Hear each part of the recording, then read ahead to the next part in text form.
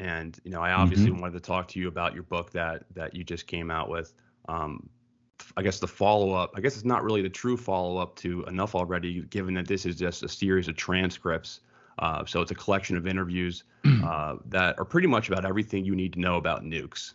So I guess topics, they range from, the current conflict right now between the U.S. and Russia, to Hiroshima and Nagasaki, to the Israeli secret weapons program, to weird accidents like when the Air Force almost nuked North Carolina. And then all the transcripts are with interviews with bona fide geniuses. So you got Daniel Ellsberg, you got Grant Smith, you got Seymour Hersh, you got Gareth Porter, Ray McGovern on there, Chas Freeman interviews.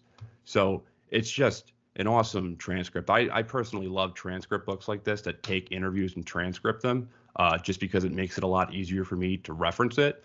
But I mean, was this book in response? Did you plan on publishing this in advance, or was this in response to the upcoming apocalypse that we're looking at right now?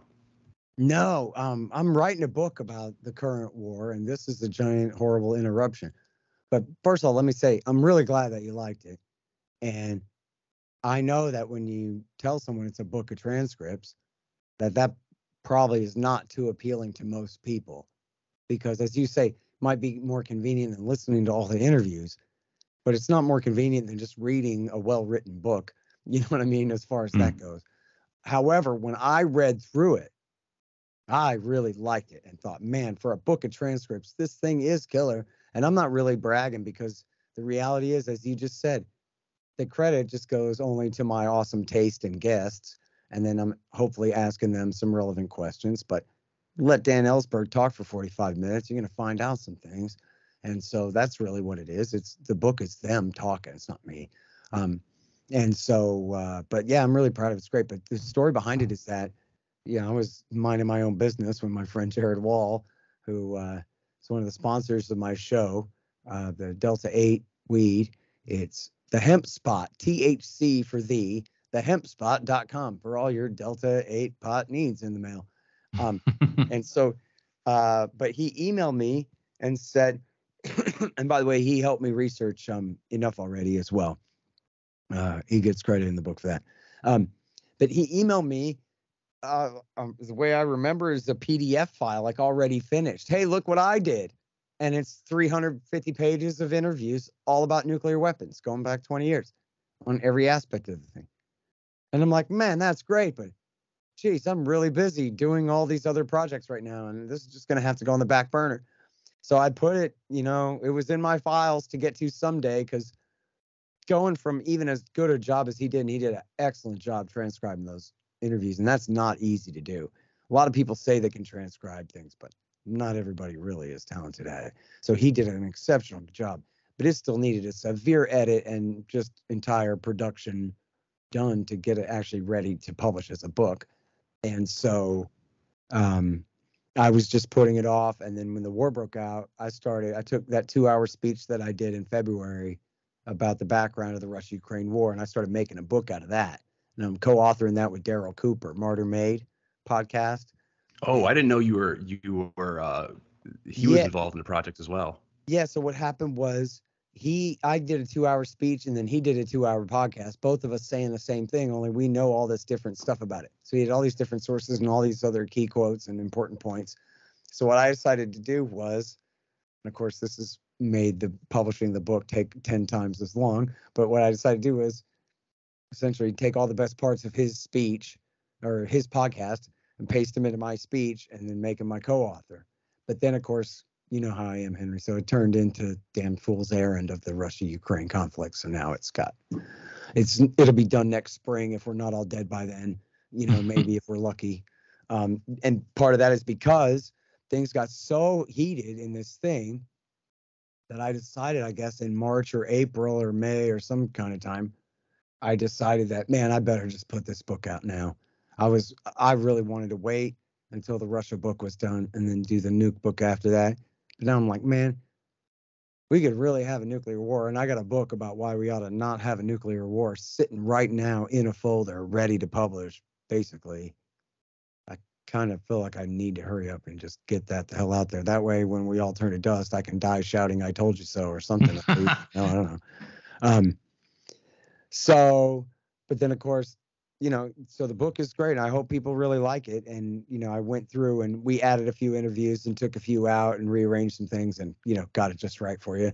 And then now, but the problem was that was really pulling the e-brake on the Russia book. So now I'm really, only now really getting my ass back in gear. I quit Twitter again, finally, cold turkey, turned it over to a friend. It's a good choice. Quitting Twitter it will make your life a lot better. Oh, it's just deleting the app and just saying, fuck it. I'm not getting my news from here. I know. It's it drives people crazy. Like it turns people into like really smart people into just, I don't even know, like little children. Like it turns them into like just vindictive, just assholes. Yeah. Like, look at someone like Stephen King, the author. Yeah, it's perfect for telling someone how stupid they are, but not perfect for explaining yourself. You know what I mean? It's just, it's that character limit. It's you'd think it was designed for that, and maybe it is because that leads to a lot of engagement. That was when I quit it the first time. I was with a young family member standing in line at a carnival, arguing with some stranger where he's this complete idiot with some absolutely inane point. And I'm sitting here arguing with him when I should be living my life. I'm like about to get on an amusement park ride. And I'm sitting here arguing with some stranger from God knows where, who I don't care if he gets hit by a car in a minute. I wouldn't even know if he did. And I thought, man, what am I doing, And I say, too, not to speak ill of the dead or whatever, but it's been a few years. What the hell? That's the worst thing that ever happened to Justin Raimondo. Twitter was. And his articles went from great to, well, he showed up at least.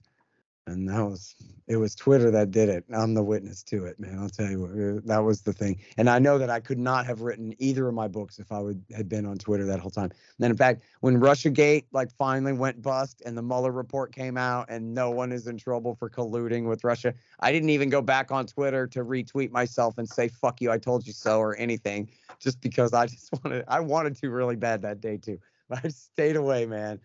But once Enough Already came out, I had to go back on there to try to to promote the book and try to get Enough Already out there. So, but it's probably served its purpose for that. And then the truth is I cannot write another book while I'm on Twitter, and probably publishing Hotter Than the Sun took twice as long as it should have because I couldn't turn Twitter off during that whole process. So, but I'm done now, and I'm definitely getting hard back to work on the Russia book now. And it's, of course, the book is about how this is all Bill Clinton's fault.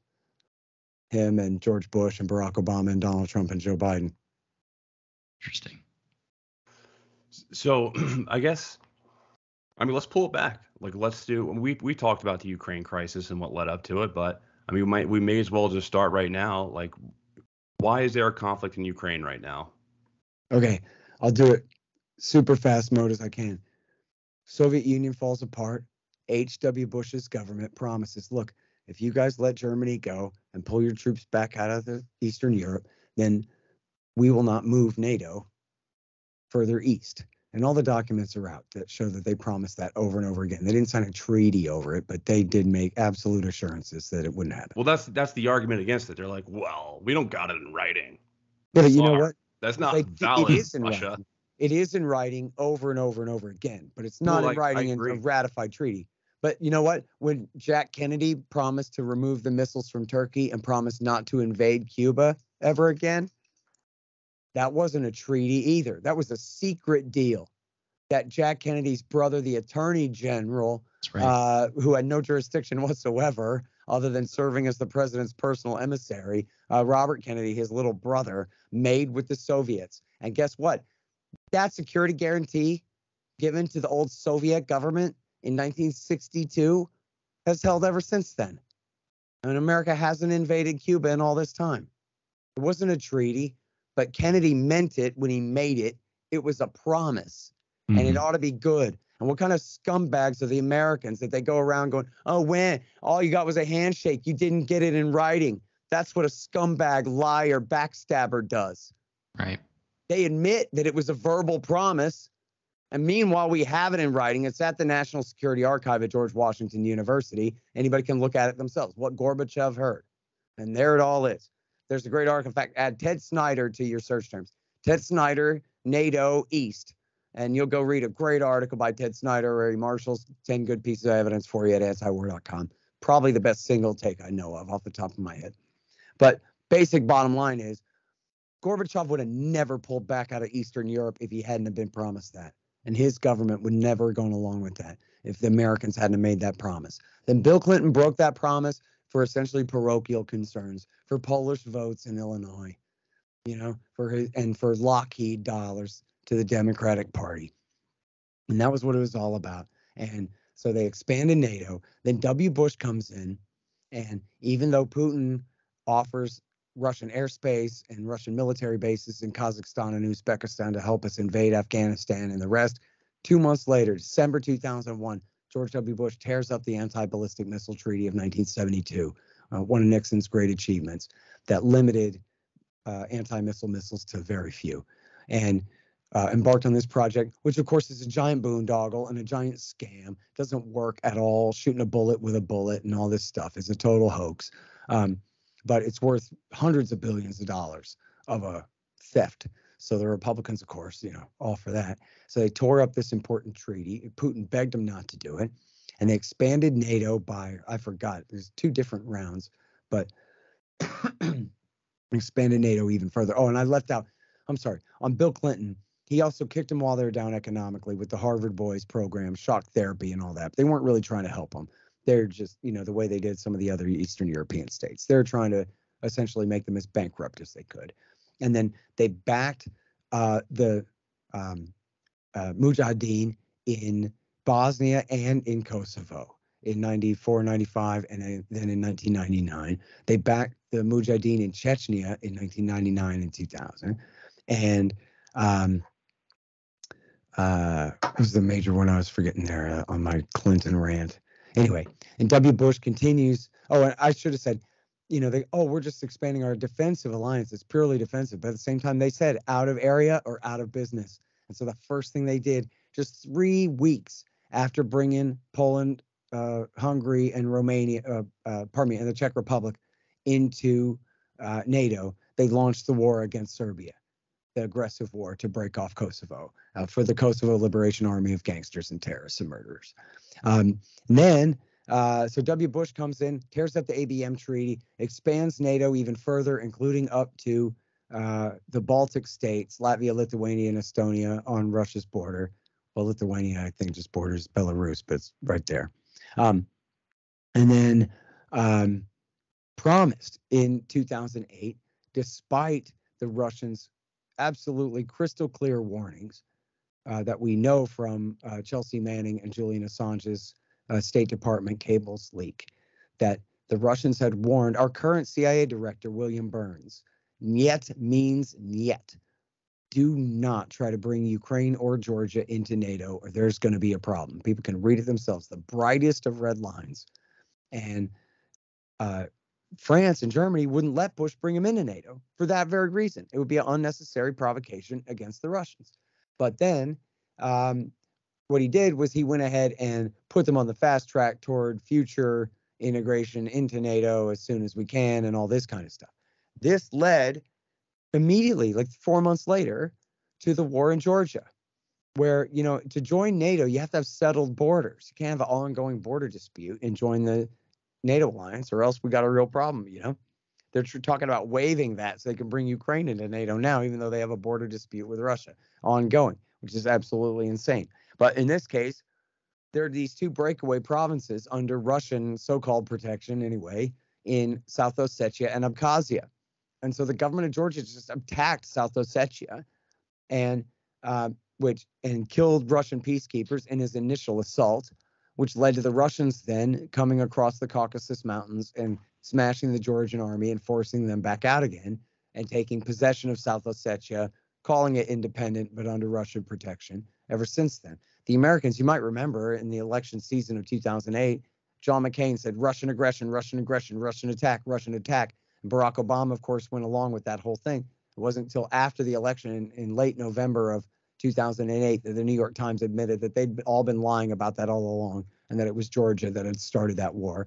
And by the way, Dick Cheney reportedly demanded that W. Bush launch cruise missile attacks on the Roki Tunnel underneath the Caucasus Mountains and collapse the tunnel on Russian armored divisions coming through, which could have led directly to a nuclear confrontation with Russia right there. Let's put a pin in that, because that's really interesting, and I've read about that before. So there was a proposal to kill the Russian army while they were underground, traveling under the mountains, essentially. It was Cheney. And that was too crazy for George W. Bush.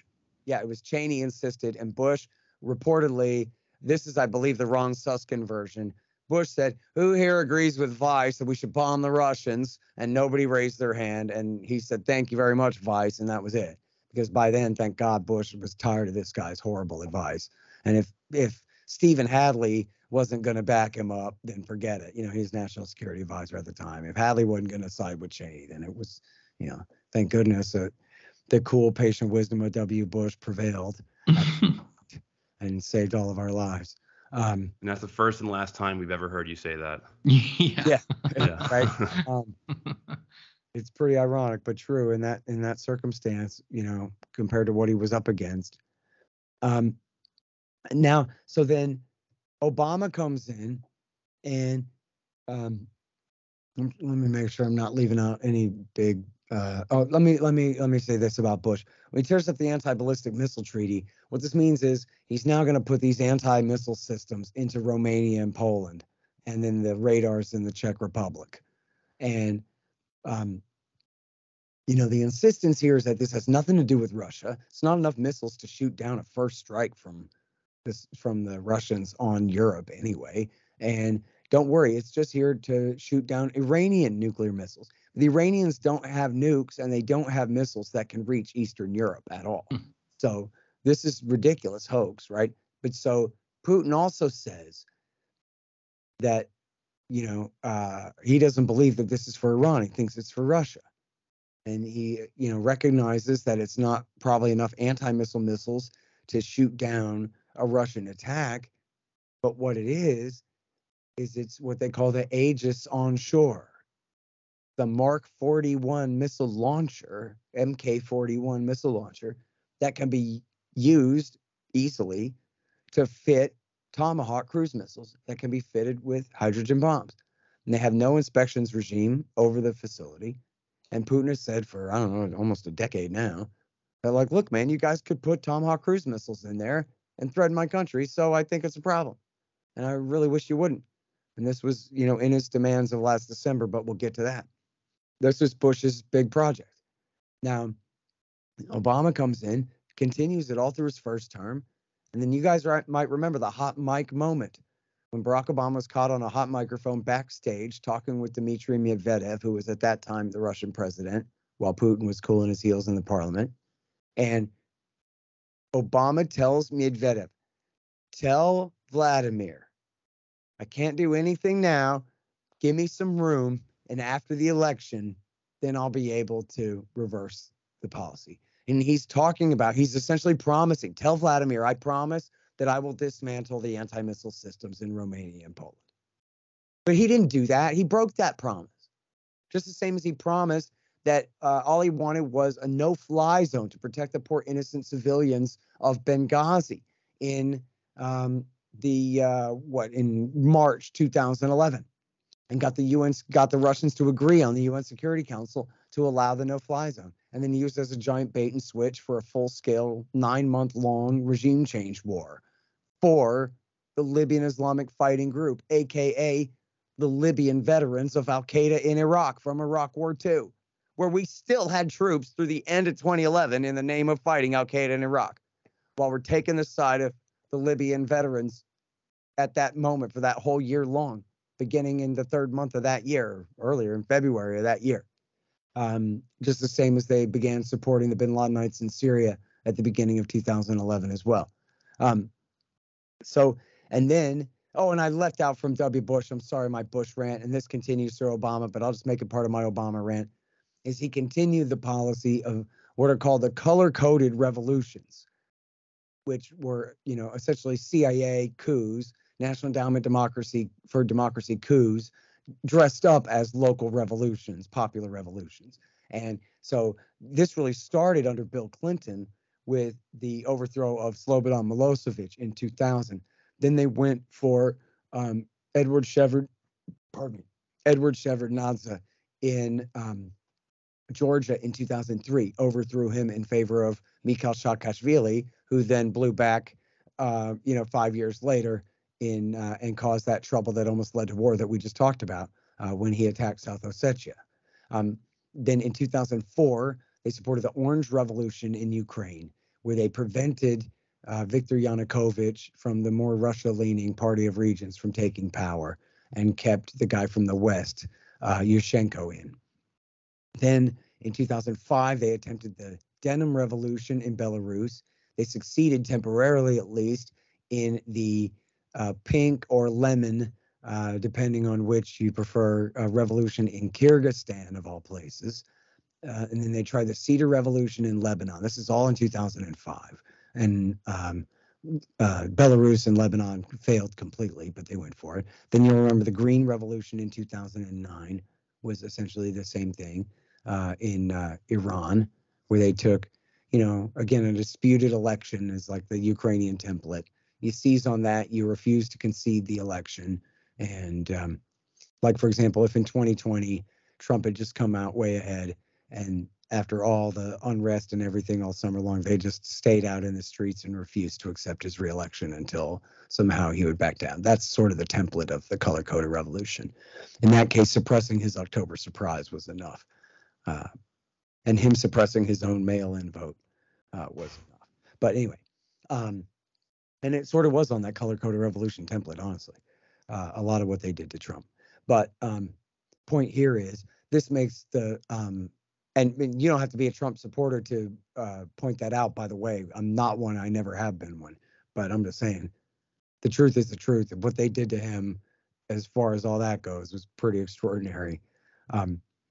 But in any case, well, and we'll get to him in a minute anyway. Obama continues this tradition of these color-coded revolutions, and especially in Ukraine in the year 2014. Now, the proximate cause was Yanukovych had won another election, this time in 2010. The people that America had put in power before had failed miserably, Yushchenko, and then his sometimes partner and sometimes rival, Yulia Tymoshenko, the gas princess, they called her. And she was the final candidate to lose to Yanukovych in 2010. And so then in 2013, he was to sign a deal with the EU. It was not to join the EU, but it was a trade deal with the EU and sort of like an action plan toward eventual membership into the European Union, which of course, is kind of a conjunction between, NATO and the EU are kind of expanded in, tandem together. In fact, one of the major reasons for NATO expansion was the Americans wanted to force the expansion of the EU. And they thought, where the Germans and French are taking too long to bring new countries in, we'll just bring them into NATO first. And then, EU membership will be a fait accompli after that. So those two things are very much, kind of interrelated there. But anyway, so Putin offers Yanukovych a better deal, and he refuses to sign the deal. At that point, the people in the far west of the country, it's a very ethnically and politically divided nation, Ukraine. And the people in the far west, well, some of their more radical factions, went out into the street to protest in the capital in Kiev, and really came from all over the west to Kiev to protest. And it wasn't that they loved the EU so much, especially the radical right-wing nationalists there, some of whom were, outright Nazis and the proud grandsons of Nazis who had participated in the Holocaust under German command during World War II. It's not that they just, wanted to be subordinate to the EU instead of Russia. It's just that they hate the Russians the most. And Yanukovych refusing to make the deal with the EU was a signal that he was going to make a deal with the Russians instead. And that was what they were really rioting against. And they did. They stayed out there all summer, all winter long, from November through February. And you had, everyone's probably familiar with these pictures of Chris Murphy and John McCain, two senators, and Victoria Nuland, who was the Deputy Assistant Secretary of State for European Affairs, which is sort of like the ambassador to the EU, I guess. And they were all going there and palling around with the protesters in the Maidan Square, passing out sandwiches and cookies, and standing on stage with a bunch of Hitler-loving Nazis like Oleg Tannenbach and others. There's Chris Murphy and John McCain standing right there palling around with him. And you had, essentially a street putsch, a violent street putsch that was led in February of 2022 by Right Sector and Svoboda. Svoboda's militia is the C-14. And these were the guys who ended up, essentially chasing the government out of town.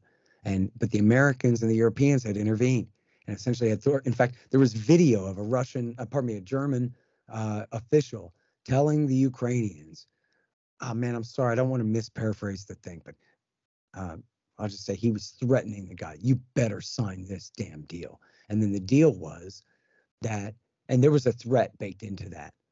I just don't want to, misparaphrase because I don't remember closely enough, but there was definitely a threat in it. And then, so he did sign the deal, and the deal was he would pull his police back, but all the protesters would also pull back, and then they would hold early elections. Well, the protesters didn't pull back. They just seized all the government buildings as soon as he pulled the police back, which was clearly the plan. And famously, Victoria Nuland was leaked in a phone call from like 2 weeks before the coup. And the coup came on February, the night of February the 21st, 22nd. And it was certainly more than a week. I think it was like 10 to 14 days before the coup. The Russians, obviously, although we don't know this for sure, it could have been the Ukrainian government at that time, I guess, intercepted a phone call of Victoria Nuland on the phone with Gregory Pyatt, plotting the coup and plotting who's going to take the shape of the government, who's going to take which place in the government once the government falls. And Pyatt, the ambassador to Ukraine, is saying, yeah, we got to midwife it. We got to glue it. We got to make it sail. We got to do all this before the Russians can torpedo it, because you can bet that Putin, he's distracted by the Sochi Olympics now. But if we better get away with this in a very sneaky fashion, and then it'll be great, and we'll have gotten away with it. And then 2 weeks later, they went ahead and did the coup anyway. After being caught red-handed plotting it, they went ahead and did it anyway. And then it led to what you just referred to there. It was mass death. And the first thing that happened was the new government, the first thing they did was outlaw Russian as an official language, which they rescinded that, but still, like, talk about a declaration of culture war, how about outlawing the speaking of Spanish in the American Southwest? Or all any government documents or procedures being done in Spanish. Think you'd have a problem or not?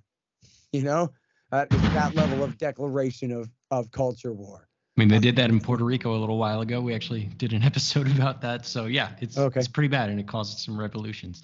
Absolutely. So and that was just setting the tone, right? That's just right off the bat how we're gonna start this whole thing off.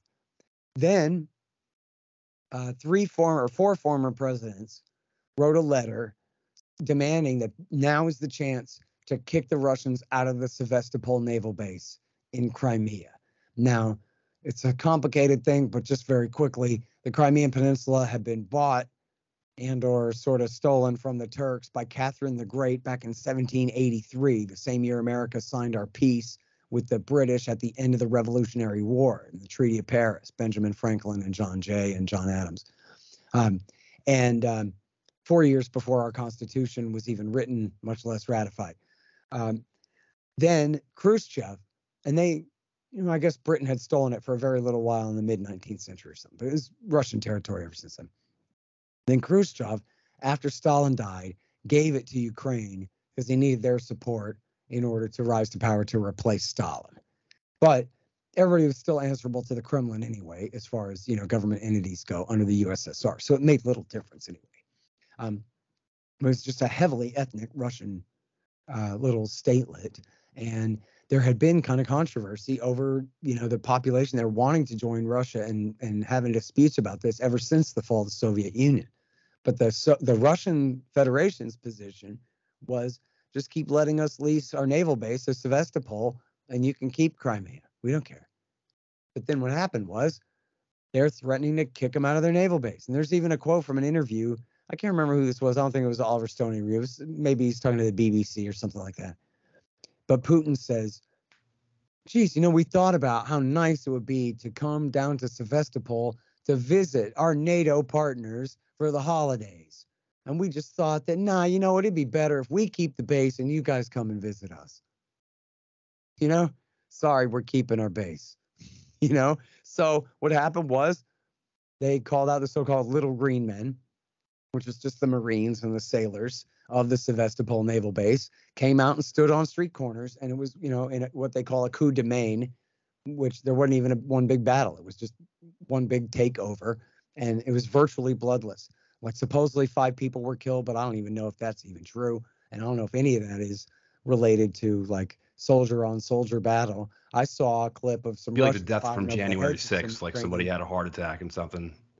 Like unrelated to the actual violence. Yeah, and it could have been that there were partisans that shot at each other here or there or something, but it was absolutely less than 10. I mean, I think even the Wikipedia account was 5, maybe 6 or something. But I saw footage of Russian soldiers firing over Ukrainian soldiers' heads and saying, "You boys better turn around the other way." And they say, "You know what? That's sound advice, and we're going to take it. Bye." And that was it. So it was essentially a bloodless coup, a coup de main there as they took over the Crimean Peninsula. Then you have what you were referring to there in that Waco massacre in Odessa, which was a bunch of leftists, presumably, I don't know, or at least, pro-Russian types who, not that the Russian government is leftist, but there's, a very like fascist and communist sort of divide still left in that country in a way. Well, what I read a lot is that the people in eastern Ukraine and like the Donbass region, parts of Odessa, they still kind of associate themselves with like the old Soviet workers culture. So, I mean, I guess they're Marxists in that way, where they kind of like, have fathers and grandfathers who used to work in like Soviet steel mills and stuff like that. And that's where their affinity for that comes from. I'm probably kind of oversimplifying that, but also look at the legacy. They're not like American leftists, you know what I mean? It's and look around there. I mean, their real history there, Henry, is the communists in Ukrainian history fought against the Nazis. Yeah, of course. In the war. So you got very hard feelings there. It ain't just Germans versus Russians. It's Reds versus Browns and this kind of stuff. And the Holocaust, I don't know how many hundreds of thousands or more people were systematically murdered in Ukraine during that time. It's a hell of a place to be, and a lot of hard feelings left over. In fact, speaking of which, the Soviets lost the Russian military. I'm not sure, the Soviet military, I'm not sure made up who all of what, but certainly the Russians identify with this. They lost 300,000 men defending Crimea from the Germans and Romanians who were trying to take it from them in World War II. So you think about what the West Point means to New Yorkers, or what the Alamo means to Texans. And imagine if the Texans had lost 300,000 men defending San Antonio.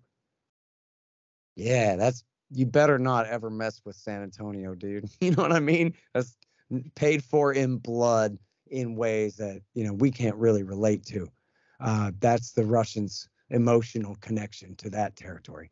But then what happened was at this trade union building, a bunch of Nazis attacked and burned all these people to death. I'm not sure of the casualties at the end, but it was dozens of people were murdered in this arson fire, and then, were shot and beaten. And, there were people who like jumped out the window, and then there's footage of the guys shooting at them while they're falling, this kind of thing. And this was a huge provocation. So then the people of the East said, well, if you guys can overthrow and occupy government buildings and overthrow a democratically elected government, well, we can occupy government buildings and refuse to accept the rule of your new, coup d'etat junta. So screw you. And then what happened was the new Ukrainian president declared the war on terrorism and invaded the east of his own country with airstrikes and heavy armor and full-scale war against them. And at that point, the Russians did not invade, but they did send special operations forces across the border, like to support the Ukrainians with deniable forces, but to make sure that the pro-Russian speakers and pro-Russian leaning people in the Donbass were not conquered. But I'll note that in 2015, or pardon me, in 2014 and 2015, or maybe it was just in 2015, the Ukrainian, the Donbass had voted, Luhansk and Donetsk had voted to join the Russian Federation, not just independence, but they voted they wanted to join Russia. And Putin told them no. He had a peace deal that he was trying to work with the British and, pardon me, with the Germans and the French, where the Donbass would have autonomy and like strong federalism, but would remain within Ukraine. And, you know, even as recently as April of this year, in the middle of the war, he said, look, we'll withdraw if you'll promise not to join NATO and if you'll recognize the peace deals that promised autonomy and all this. That's been their position. But now, so what happened was there's horrible fighting, about 10,000 people killed in 2014 and into 15. And they reached the Minsk I deal at the end of 2014, which succeeded in calling back the airstrikes and some of the heavier equipment. But then the fighting was still really bad until, I mean, you know, essentially full scale fighting, I guess, until early 2015. And that's when they signed the Minsk II peace deal. Now, this is the Germans and the French signing along with the Ukrainians and the Russians, and then where America then after the fact, under Obama, ratifies it and along with the United Nations essentially signs on to it, says we'll support this. But they didn't support it. The deal said they'd give strong federalism to the Far East and, you know, give them an economic rebuilding package and all this kind of stuff. And then they wouldn't do that. They kept the fighting going. And the Americans, who had all the influence, were not leaning on them to stop the fighting. And, you know, they can blame it all on the Russians all they want, but I just don't think that holds up. And in fact, you know, Poroshenko, the previous president, promised to make peace and couldn't follow through on it, or I don't know if he ever really tried. But when Zelensky was inaugurated, you know, or elected in 2019, he was elected on a peace platform. We were going to work this thing out, and evidently he meant it. There's interviews of him saying, like, yeah, like, let them speak their Russian. Like, what's the problem here? Like, why are we antagonizing? He only learned Ukrainian recently. He was a Russian-only speaker himself. Yeah, I mean, I think most Jews in Ukraine are mostly Russian-speaking. Yeah, well, I guess it depends where you're from, but I guess, yeah, that's definitely an overgeneralization right there. But like in New York City, all the Ukrainian Jews who migrated from Ukraine, most of them are Russian-speaking. You know, they call themselves Russian, and then like, oh, like I'm from Odessa or somewhere. But yeah, my wife's family's from Odessa, and they call themselves Ukrainians, but they only speak Russian. And which part of that is a legacy of communism, where, you know, Stalin imported a lot of Russians into Ukraine, and then also, you know, waged his own battle against, you know, his communist battle against Ukrainian culture and language. So especially in the east of the country, you could only learn Russian in school and all those kinds of things. So, you know, that's the back history there. But anyways, there's footage you should see, maybe you've seen, of Zelensky confronting C-14 Nazis on the Eastern Front. And he says, listen, guys, I need you to pull back to what-you-call-it town back here because I'm working on a deal and you're messing me up. And they essentially tell him, screw you. We don't have to do what you say. And they're not anybody, too. They're not officers. They're just like private specialist enlisted men. Nobodies. You know, militia guys, really, from the Azov Battalion or Adar Battalion or something like that. I don't even know if they're really army fighters at all. I think they're just like C-14, you know, thugs, basically. And they're telling the president of Ukraine, can't tell us what to do, dude. And he goes, hey, listen, I'm not a loser. That's everybody's keyword if you want to search this. I'm not a loser. I'm 41 years old. I'm the president of this country. And you'll not talk to me like that. And there's like, yeah, well, what? What are you going to do about it? And he's like, nothing. Stamp my feet and pout and then go home. But the thing is, and this was the case that, what's his name made, the husband of Katrina Vanden Heuvel, who died recently, the Russia expert guy. I'm sorry, I forgot his name off the top of my brain. He just said, you know, even back then, this government needs our support against these Nazis. There were times where they said we wanted to make peace in the East, and then the Nazis ringed the Parliament building and said, we overthrew the last government, we'll overthrow you. We're not making peace, we're fighting. And then the government was like, oh, geez, how much are we even the Parliament here when we're at the mercy of a bunch of mob of Nazis out in the street? They needed America to come in, of course, the ones who got them into this mess, and at least help them to eliminate the worst leaders of their Nazi opposition and put them in a situation where they could achieve the peace deal. But that wasn't what the Americans wanted. And you know what, Henry? I know you guys will both love this. And your audience, I mean, you got to look into this, man. You'll just get a kick out of it, I swear. It's incredible to read. It's by the Rand Corporation from 2019. And I'm sorry. Overextending Russia? Yeah, extending Russia. Mm-hmm. Yeah, we're going to do a show on version. that. There's a summary, and even if you click that summary, there's a link that's just like a PDF of the same summary kind of. But there's a long version too, that's like 10,000 words or something more. It's a huge study. It's like a 200-page document. I'm sorry.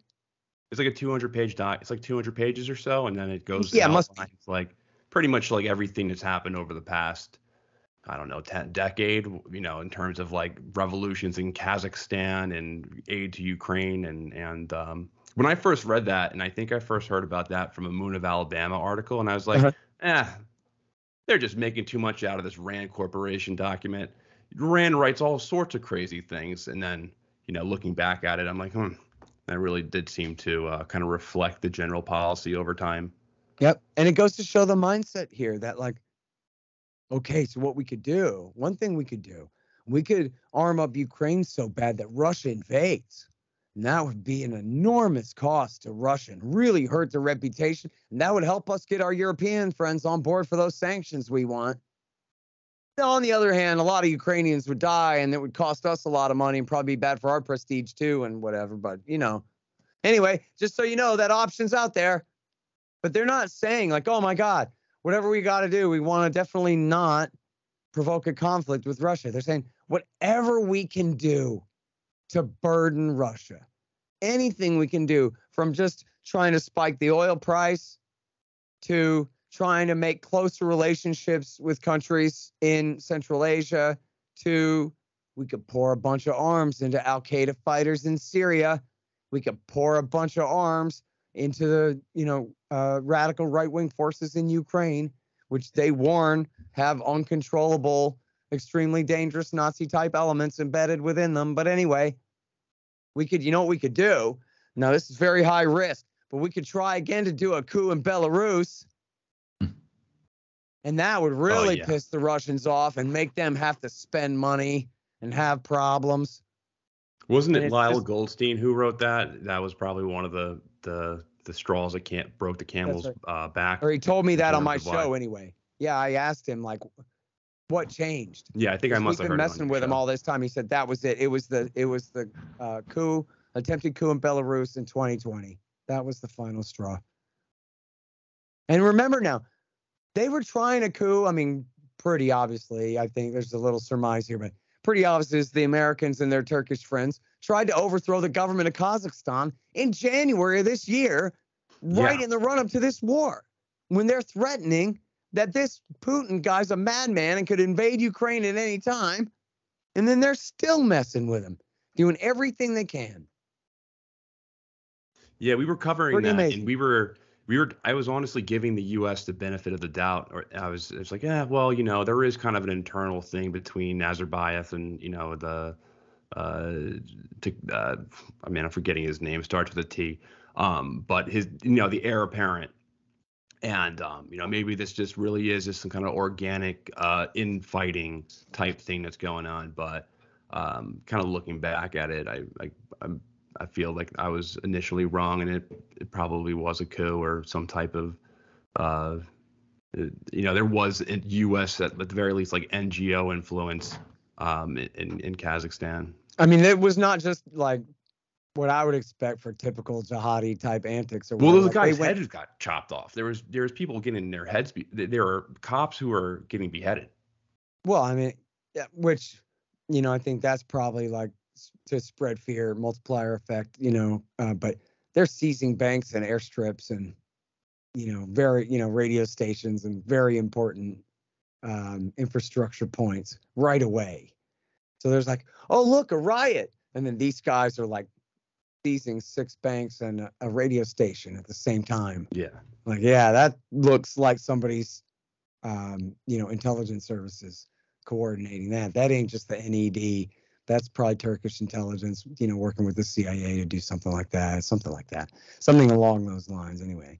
But it does go to show, if people will read that, like, I don't know, we should do deeper research and find if people can really verify that, like, yep, the Biden administration was definitely reading that report and liked it. The CIA and the State Department said, thank you so much, Rand, for this great advice, and they've been implementing it ever since. I'd like to see that really nailed down, but I mean, it also could be that they're given the same kind of advice that the CIA would have been given anyway.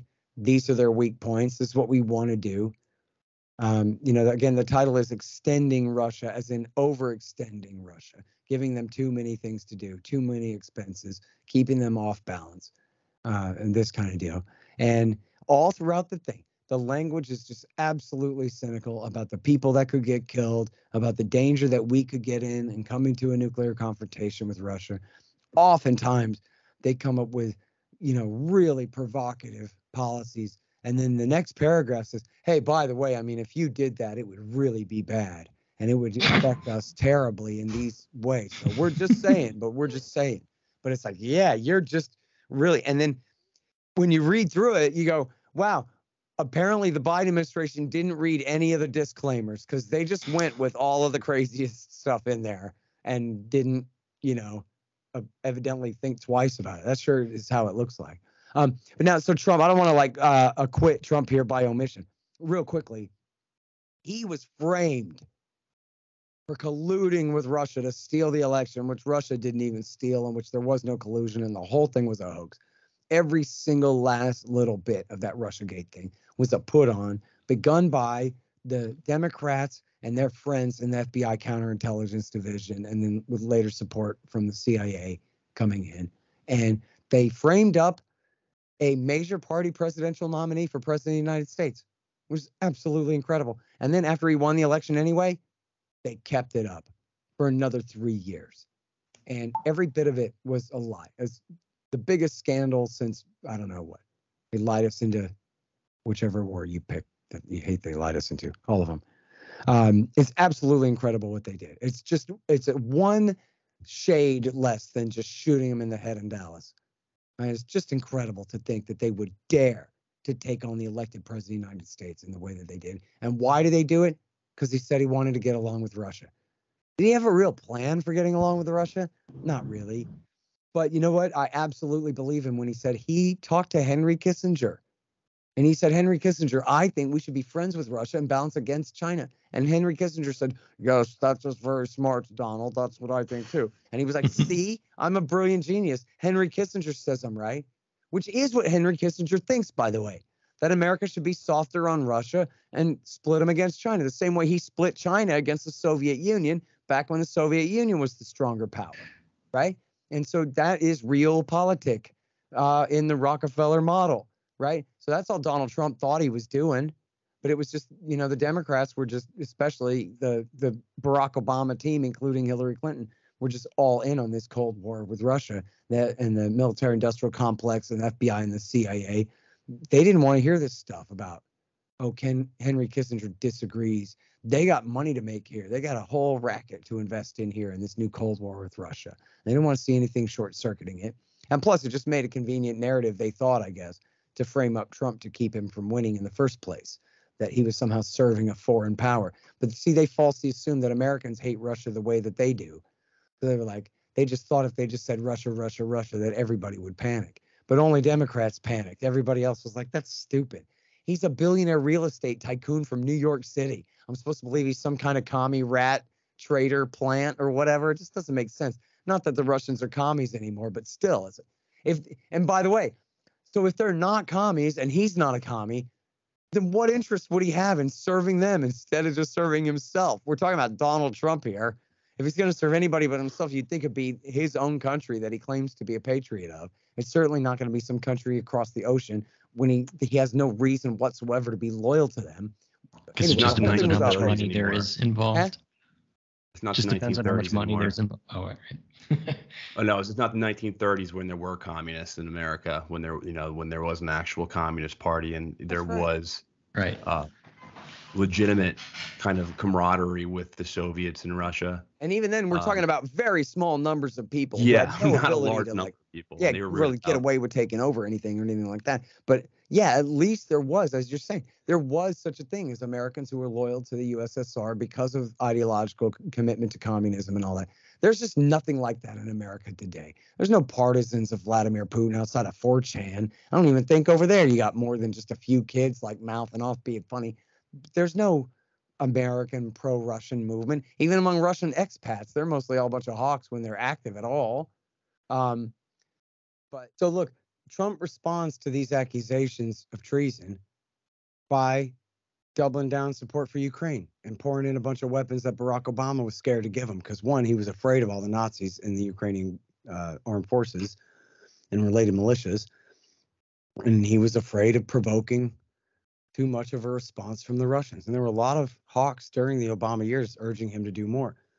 Trump comes in, wants to get along with Russia, does exactly the opposite, starts pouring weapons into Ukraine. And sanctioning them. As crazy as it sounds, you guys will remember, he was impeached for temporarily holding up one of these arms deals. And he was saying, I want you guys to investigate Joe and Hunter Biden, or I want to know what's going on with those investigations. And of course, Hunter Biden was involved in this scandal because he was the son of the vice president who had overthrown the government in 2014. And the leadership of Burisma was close, the gas company was close with the government America had overthrown. So this was their way of protecting themselves from the new regime, was by hiring the vice president's son. They also hired Cofer Black, the former CIA counterterrorism officer. And there's actually a lady, I think from the State Department, who renounced her American citizenship so she could go get Ukrainian citizenship so she could run their central bank for a few years. And then she came back to America with all her stolen money. And she was like some senator's daughter or some kind of crazy thing like that. I need to nail that one down. Let me write that down. I know there's something there. I just forgot. I don't know if it was a senator's daughter, but something like that. Anyway, so these arms deals essentially were for Javelin anti-tank missiles and this kind of thing mostly to send into Ukraine, which was a major provocation. Trump also continued to expand NATO. He brought in Montenegro and Northern Macedonia. You might remember Tucker Carlson goes, man, why are we doing this? Why would we bring in Northern Macedonia? And Trump's like, hell, I don't know. And then Carlson kind of lets him slide. They're like, dude, you're the president right now, But and then he allowed, look, either he didn't control his Pentagon at all, or he approved these massive escalations of American readiness exercises, including, huge war games with our European partners, as they call them, NATO partners in Europe, but also endless exercises in the Black Sea and Baltic Sea, and including the Sea of Vostok, which is over there in the Far East, near the city of Vladivostok, north of North That's Korea. a very important sea to American interest, by the way. Yes, of course. It's an American lake. You can tell just by looking at it. The Sea of Vostok. Yeah, that's right. Is the one that you've never heard of before. That I gotta tell you where it is. I'm willing to die for the Sea of Vostok. Are you? I'm willing to kill them all for the Sea of Vostok. And so look, what they do is they fly American heavy bombers, including B-52s, right up to 12.5 miles off of Russia's shore. It's like, hey, it's perfectly legal, dude. We're in international airspace, international waters, this and that. But what are they doing? They're essentially practicing a nuclear first strike on Russia, forcing them to turn on their defensive radar so they can better plot how to attack their defensive radars first and all of the rest of these things. And they're just supposed to sit there and take it. When I was a kid, there was this guy named Bill Clemens. I think it was Bill. Stephen Clemens ran against Ann Richards for governor of Texas. And then he got in trouble because some reporter, I think a Texas Monthly, ratted on him for telling a joke where he said, the bad weather is, they were like waiting out the rain. And he said, bad weather is a lot like rape. You can't do nothing about it. You might as well just sit back and enjoy it. Something like that. So that's America's attitude toward the Russians, right? They're like, whatever it is that we can dish out, you can take it. And we're sure that you're never going to react and get mad. Certainly not mad enough to do anything about it. Like Henry, if I started smacking you in the face a bunch of times and just said, come on, you're not going to punch me. Like, how long would we expect that, scenario to last before something happens to change the situation? You know what I mean? It's like that video online, and I think I stole this from you, so I need to give you credit. I think I heard you say it, and I plagiarized it. But there's a video of this couple fighting over snow going into somebody's yard, and they start yelling at this guy who has a gun, and they're like, "Come on, pussy, what are you gonna do? Just shoot us, come on, what are you gonna do? We're gonna make your life hell living here." And they're definitely provoking this man to shoot them, which he does shoot. And not that it's right that this man murdered these two people. It's absolutely wrong, and he committed murder. He then killed himself. But he was without a doubt provoked to shoot them, and that's how I see the situation right now. Like, I don't agree, and now we're often called Russian apologists or Putin apologists. Or genocide deniers. I don't know why we're called that, but it's every single name in the book in terms of just saying that you're being soft on Russia and you're not taking this whole situation seriously, and you support the war. We don't support the war at all, neither of us, and we think it was obviously a wrong thing to do, and there was definitely other things that Putin could have done in terms of escalation without invading a country, which is of course outrageous, but it's just where we're at right now. Like, you're not allowed to have any type of nuance, and I think there really is a concerted effort to make any kind of rational conversation on Russia Ukraine, to just make it as problematic as possible or uncomfortable as possible. Yeah. So if you just think outside of like kind of the conditional wisdom, then you're automatically just labeled as somebody who's a pro-Putin. And look, anybody who could supporter. rub a couple of brain cells together ought to be able to tell. They're like, these guys call names all day because they don't have an argument. I haven't heard anyone talk about why Putin is great or Putin is right or any of that kind of stuff at all. I mean, I guess I met one guy who thought that he really had no choice but to invade. But even that guy I don't think was like, just big Putin fanboy. He just like had logically worked himself into a corner, I guess, or whatever. But he wasn't just slavish devotion to Putin's cause here or anything like that. He was just saying, man, even you admit that America did everything to provoke this. So, that kind of. I mean, even Russians in Russia don't fully support it either. I mean, the moment that he just said that he's going to do a partial mobilization, we got people over here breaking their legs and stuff because they don't actually want to go through and do the actual war. So even the people in Russia aren't fully supportive of it. So. Of course, there have been people in Russia who've been opposed to it all along. But look, I mean, the reality is, go back 20 years ago, the end of September 2002, everybody knew America has to attack Iraq. If we don't attack them, they're going to attack us first with nuclear weapons or chemical weapons. They're going to give them to Osama bin Laden and these crazy terrorists who are building an Islamo-fascist caliphate. And then they're going to come here and enslave us under Sharia law. And Saddam Hussein is going to lead it all if we don't stop him. And if you don't want to stop him, then it's not going to listen to you at all, because obviously you're either a communist, you hate America, or you're just a weakling and a coward who refuses to be a man and defend your country. What's the matter with you? You don't love your country? because all of us who do know that this is what has to be done.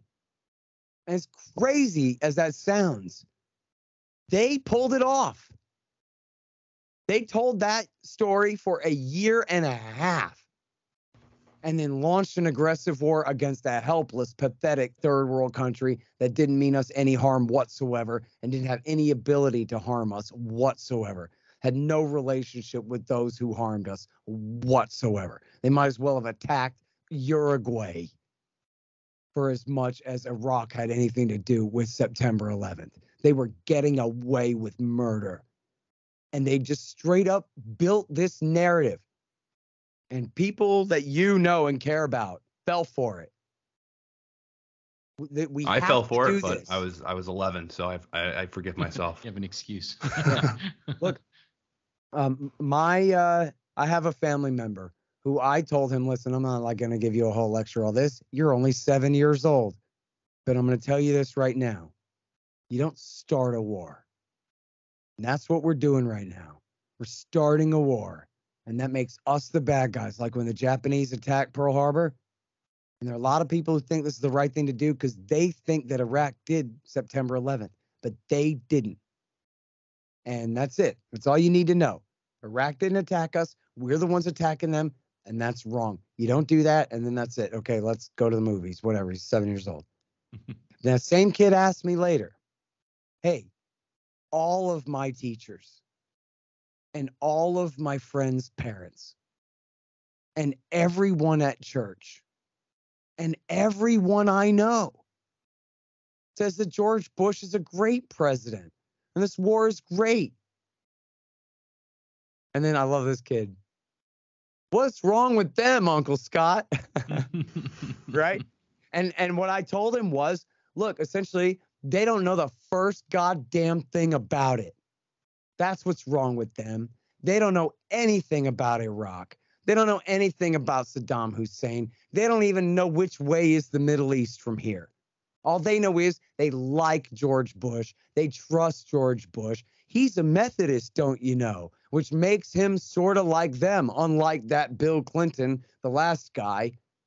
So he's the side we're on. And so the things he does are right. And the threats that he confronts must be threats, or else why would he be confronting them? Right? And that's why your teachers and your minister and your friends' parents are support Bush, is because essentially they're stupid. And instead of being adults, they've outsourced their thinking and their decision making to evil men. And like someday they'll live to regret it. But that's the answer. It's the same thing here. And they do it to you all the time about who you're supposed to hate and fear all the time. When I was a kid, I was 15 years old or 16 years old, when they framed up David Koresh as Saddam Hussein. He's a madman. He's armed to the teeth with illegal weapons. And he's abusing his own people. And we've got to go in there and save him. But we're talking about a house in the prairie in Waco, Texas. And they turn it into a foreign nation. They turn a house into a compound. They turn the pantry into a bunker. And they turn a bunch of semi-automatic rifles into weapons of war. And then they launched an attack, an invasion, and slaughtered these people. And you know what the American people said? Awesome. Finally. What took you so long? And I was so sick of giving those inspectors more time. I want to see some fire and some bodies. I'm trying to watch The Price is Right. And David Koresh is preempting it every day. And I was sacking groceries at the time. The women of Northwest Austin, the Karens as they would call them now, the Karens of Northwest Austin, they wanted the Branch Davidians dead yesterday, now. Go in there and end it. What are they waiting for? End it. End it.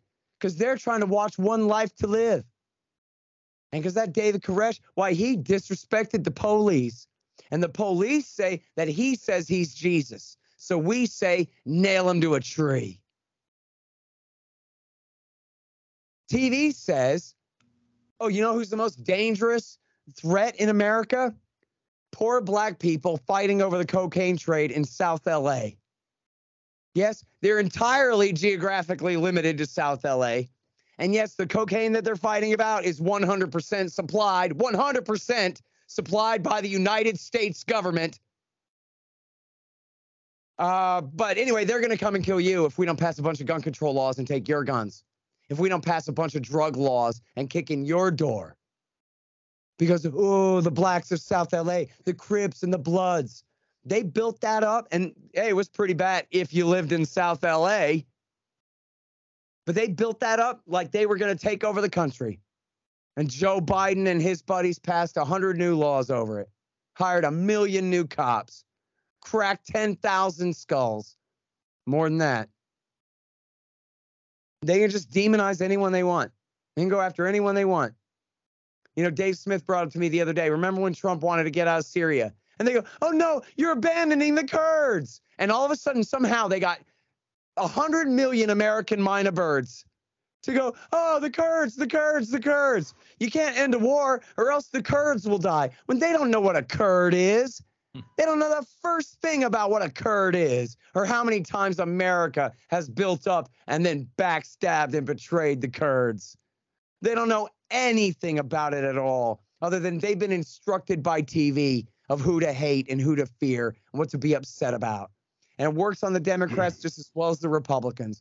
It just depends on who's in power. You know, obviously the Democrats are more likely to go along with a Democratic hoax and Republicans a Republican hoax. But there's plenty of bleed over, too. There's plenty of Republicans right now who are praising Joe Biden for finally being tough enough on Russia and China. If only he would do more, they say. Yeah, that's the kind of opposition we need, you know. Well, what I'll Scott, hear. Oh, I'm sorry. I feel like we're coming full James. circle on the beginning of the conversation that we had here. At the top of our chat, we were talking about how, you know, Dave comes on Joe Rogan's show.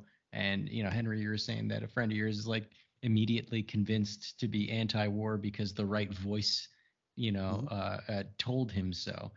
Scott, you even recounted a tale of the same thing. And in this case, it was a positive, right? Like the message was positive and the, you know, the outcome was positive. But that same power in the blind following of people that you respect, or that you believe is on your side, has this dirty, ugly other side to it. And for the last at least 5 to 10 minutes, you've gone on a whirlwind, showing us how, you know, that exact power can be used for very nefarious purposes. Yeah, it's very regretful. And look, I mean, my theory has always been that, look, if people believe any damn lie, then it ought to be easy to tell them the truth then. You know what I mean? I can back up my claims. My claims make sense. And if I forget, it's just because I smoke too much weed, not because I can't remember which lie I told. Like these guys always are getting in trouble, you know? It's the COVID brain, man. But ultimately, you know, I had a cab driver friend tell me long ago. He goes, you know, Scott, you just beat everybody over the head with all these facts. Fact. Like, I can't remember all of this stuff. I don't know what the hell you're trying to teach me, man. You have to keep in mind, at the end of the argument, the point has got to be that people get your point. You don't want people to just think, wow, that guy Scott knows a lot of stuff. That wasn't the point. The point was they're supposed to hate and fear the government. They're supposed to never believe them again, right? They're supposed to film a cop. They're supposed to oppose a war. So the impression you got to leave them is not, oh, Horton knows a lot and can recite facts a lot. The impression you got to leave them is, I don't know if I can memorize all of that shit, but that guy is right, that this shit is wrong. This is not what we're supposed to be doing. And I kind of thought maybe we were, but now I see, you got to give them that chance to change their mind. You got to make them feel like it's okay to. Give them the impression that it won't hurt too bad to admit that, yeah, actually, I think that probably sounds closer to the truth than what I've been thinking. Because at the end of the day, that's what counts as the impression. You know, In fact, I'll tell you another story like this. I went on Tim Pool and I said, nah, man, come on. China ain't shit. They ain't doing nothing, you know? And they were like, what? China, China, China, China, China. And I argued. I did my best. I don't know. But then Pete Quinones went on there. And Pete Quinones, like, first of all, he just has a bunch of upper body strength and kind of looks like a tough guy in a way that I don't, you know? But then secondly, like, he's been moving pretty far to the right lately. And so his point on the Tim Pool show was, I hate communists. I hate them. I hate them. I hate them. I want to drown them in something shallow and like watch them inhale the water and just, right? And so that was what he said for like an hour and 45 minutes. Leftists, socialists, communists. Oh, kill them all. Let me at them. Right. Then in the last 15 minutes of the show, he goes, oh, China ain't shit. And they go, oh, really? What makes you say that? And he goes, well, I mean, come on. They got to import all their raw materials. They got no oil. They're surrounded by all these people who hate and fear them. They got 15 nations in all directions they got to deal with, and no rivers from east to west. And he's just going on about their bubble economy and their debt to earning ratio and just everything. China, they ain't shit. But the thing is, the least amount of arable land in the world. Yeah, exactly. The Gobi Desert. I mean, what the hell are you gonna do with that? They're trying to make it green, is what they're trying to do. Yeah, well, good luck with that. Fail. But so the point is that like, quite frankly, I helped Pete with his answer. You know, we knew he was going on there, and like, I don't think he'll mind if I'm squilling on him a little bit. He basically said the same thing as me. I talked with him about what to say when it comes up. But the point is they didn't know me from Adam, by the way. Tim Pool didn't know who's Scott Horton from antiwar.com, which who does? I'm not saying whatever. Why would he? Just someone had said, oh, you should have this guy on. So he was like, oh, okay. But like, there was no reason that he had to take me especially seriously or anything, or for his audience to. But Pete succeeded where I failed in just proving that he's not here to carry water for the Reds, and he ain't naive about Chinese power. It's just that he feels like he could beat up China by himself, because really they ain't shit. And he's a good right-wing anti-communist, and he could just anti-communist them to death alone, right? And then they're willing to hear it from him. Wow, is it really right that China ain't shit? This guy Pete sure seems convinced. And then what's he do? Pete is quoting David Stockman, Ronald Reagan's budget director, the most capitalist man in the world. And David Stockman is going, China ain't shit. China, he doesn't even call it China. He calls it the China Ponzi. That's the name of the Chinese nation state to David Stockman. Oh, the great Chinese Ponzi that's sure to completely unravel any day now. Blah, blah, blah. Get the hell away from me with this BS. That's who you need to hear from. It's the impression that counts. Mm-hmm. You know, it's the social psychology that counts. Maybe I look too much like a leftist. I don't know. I need to do some more push-ups and stuff, and then I can. Well, let's talk about how great Mao was. Talk about how great what? Mao was. Oh, yeah, exactly.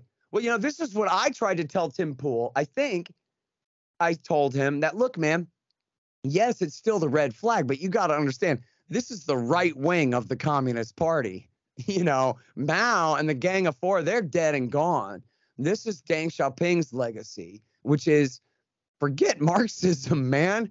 Well, we're tired of starving to death by the tens of millions. We're going to go ahead and re-legalize property ownership and trade. That's it. To get rich is glorious. And it took them from about 79 to 89 to even just shake the cobwebs. And then from 89 to 99 to turn a podunk little straw hut village into a megalopolis the size of Houston, Texas, in Shanghai. And it took them another, 10 years after that to double it in size again, and double it again in another 10 years after that. It's the greatest increase in the standard of living for the most people anywhere in history ever. And it's because the Communist Party of China did not relinquish power, but they did abolish and abandon communism. It is absolutely still a one-party dictatorship, but it ain't Marxist economics. If it was, they'd still be starving. You know, it was Milton Friedman's economics that they adopted, right? What we call in America a quasi-free market, right? That's what they have. And so, for good and for ill. But so that does mean that they're a rising power compared to what they were before. That doesn't make them a danger to America. And if anybody thinks, I mean, look, I'll give the right-wing hawks credit that, hey, at least China exists on the map, huh? That's better than the Islamo-fascist caliphate that was just a damned lie of their ridiculous propaganda for 20 years. I mean, until, Bush and Obama conspired to create it for them for only 3 years and then destroy it again, but that doesn't count. I'm talking about the one that Glenn Beck and Sean Hannity threatened us with all through the Bush and Obama years. Never existed. The whole thing was fake. Hey, China does have a navy, but it's not sailing this way. And it's not headed toward Tokyo either. I mean, even on the Taiwan thing, people build up Taiwan like it's a sovereign nation, but it ain't. I mean, did you have a panic attack when China took over Hong Kong? Or you said, when Britain gave it back? I was a little nervous. Or did you go, well, it sucks for them, but yeah, we're going to go to war if China doesn't get out of Tibet, or we're just going to keep clucking our tongues. But somehow we're going to go to nuclear war over Taiwan. When again, it's just another part of China. And it's been American policy for 50 years that it's part of China. And even though American policy has been, geez, we really prefer it if you don't invade and take it by force. Worst case scenario, if they did that, that doesn't mean that they're going to Vietnam and Laos and Cambodia and Burma and Pakistan and Outer Mongolia and North and South Korea and Japan and Australia. It doesn't mean that they're a threat to every one of their neighbors. We're talking about a renegade province. That's what America would call it if it was an American state that broke away. It'd be a state that's going to be reabsorbed one day. And can you imagine an American state seceding from the Union somehow and getting away with it for a time? And then the Chinese come and say, if you retake Florida by force, we will take Florida's side against you in a nuclear war. When no, man, we stole Florida from the people who lived there back 200 years ago, and we're getting it back one way or the other would be American policy. It's no different here. It's America butting in. Look, when America told China, hey, you better not try to take Taiwan by force, they didn't have any force to take it with. It was pretty easy. It's like me telling you, you better not steal my French fries. Well, you're not anywhere near me to steal my French fries right now. It's a pretty empty warning, Right now, if we try to go to war over Taiwan, we lose. You can even see the war party admit that, we can't sail our Navy anywhere near China in the event of a confrontation. They'll sink our battleships. They'll sink our carriers. Israel gave them the plans for our sea-skimming supersonic cruise missiles, which have a longer range than our F-18s do. Check and mate. That's it. So then, you know what they say? They go, well, we just need to build a giant fleet of B-1 bombers. We'll just take them from the air then. In other words, they're admitting to you the U.S. Navy is absolutely worthless and obsolete in a fight with the Chinese, other than our subs nuking them to death. But in terms of any actual battle at sea, we can't get anywhere near them. We'll lose all our sailors to the bottom. Well, going back to the theme of your book, it's the scariest thing about it right now is that, man, when the war started in February, when Russia invaded Ukraine, I was paranoid, borderline paranoid for a while that I'm like, man, we're all going to die. I mean, I live in New York, so I'm a target. There's no escaping it from me. I was like, maybe I should start prepping and storing up food supplies. But I'm like, what does that matter? I live in the most populated metropolitan area in the United States. There's no chance. Don't even waste your money on prepping and things like that. Danny, on the other hand, might be fine. He's in Puerto Rico, but I'm kind of sure that would be some kind of crazy scenario. The rest of the world being nuked and Puerto Rico being one of the main bastions of life. Scott, in Austin, I don't know. I think you're probably screwed if there's a nuclear war. I don't think it's lasting. But I was borderline paranoid. But now I find myself kind of living with the fear and a little bit more comfort, which is a problem in itself because it's been going on for so long. And the most recent escalations in the conflict, I guess one being the formal annexation of Donetsk and Luhansk, and not just the areas in the Donbass, but in Kherson and Zaporozhye. as well. I mean, I guess, and I don't think really anyone argues that these were essentially bogus referendums and elections, but they happened anyway, and Russia is going to annex them. And I guess I don't know if this Nord Stream pipeline business was a response to these annexations or what, but it's certainly the fact that their pipelines being sabotaged.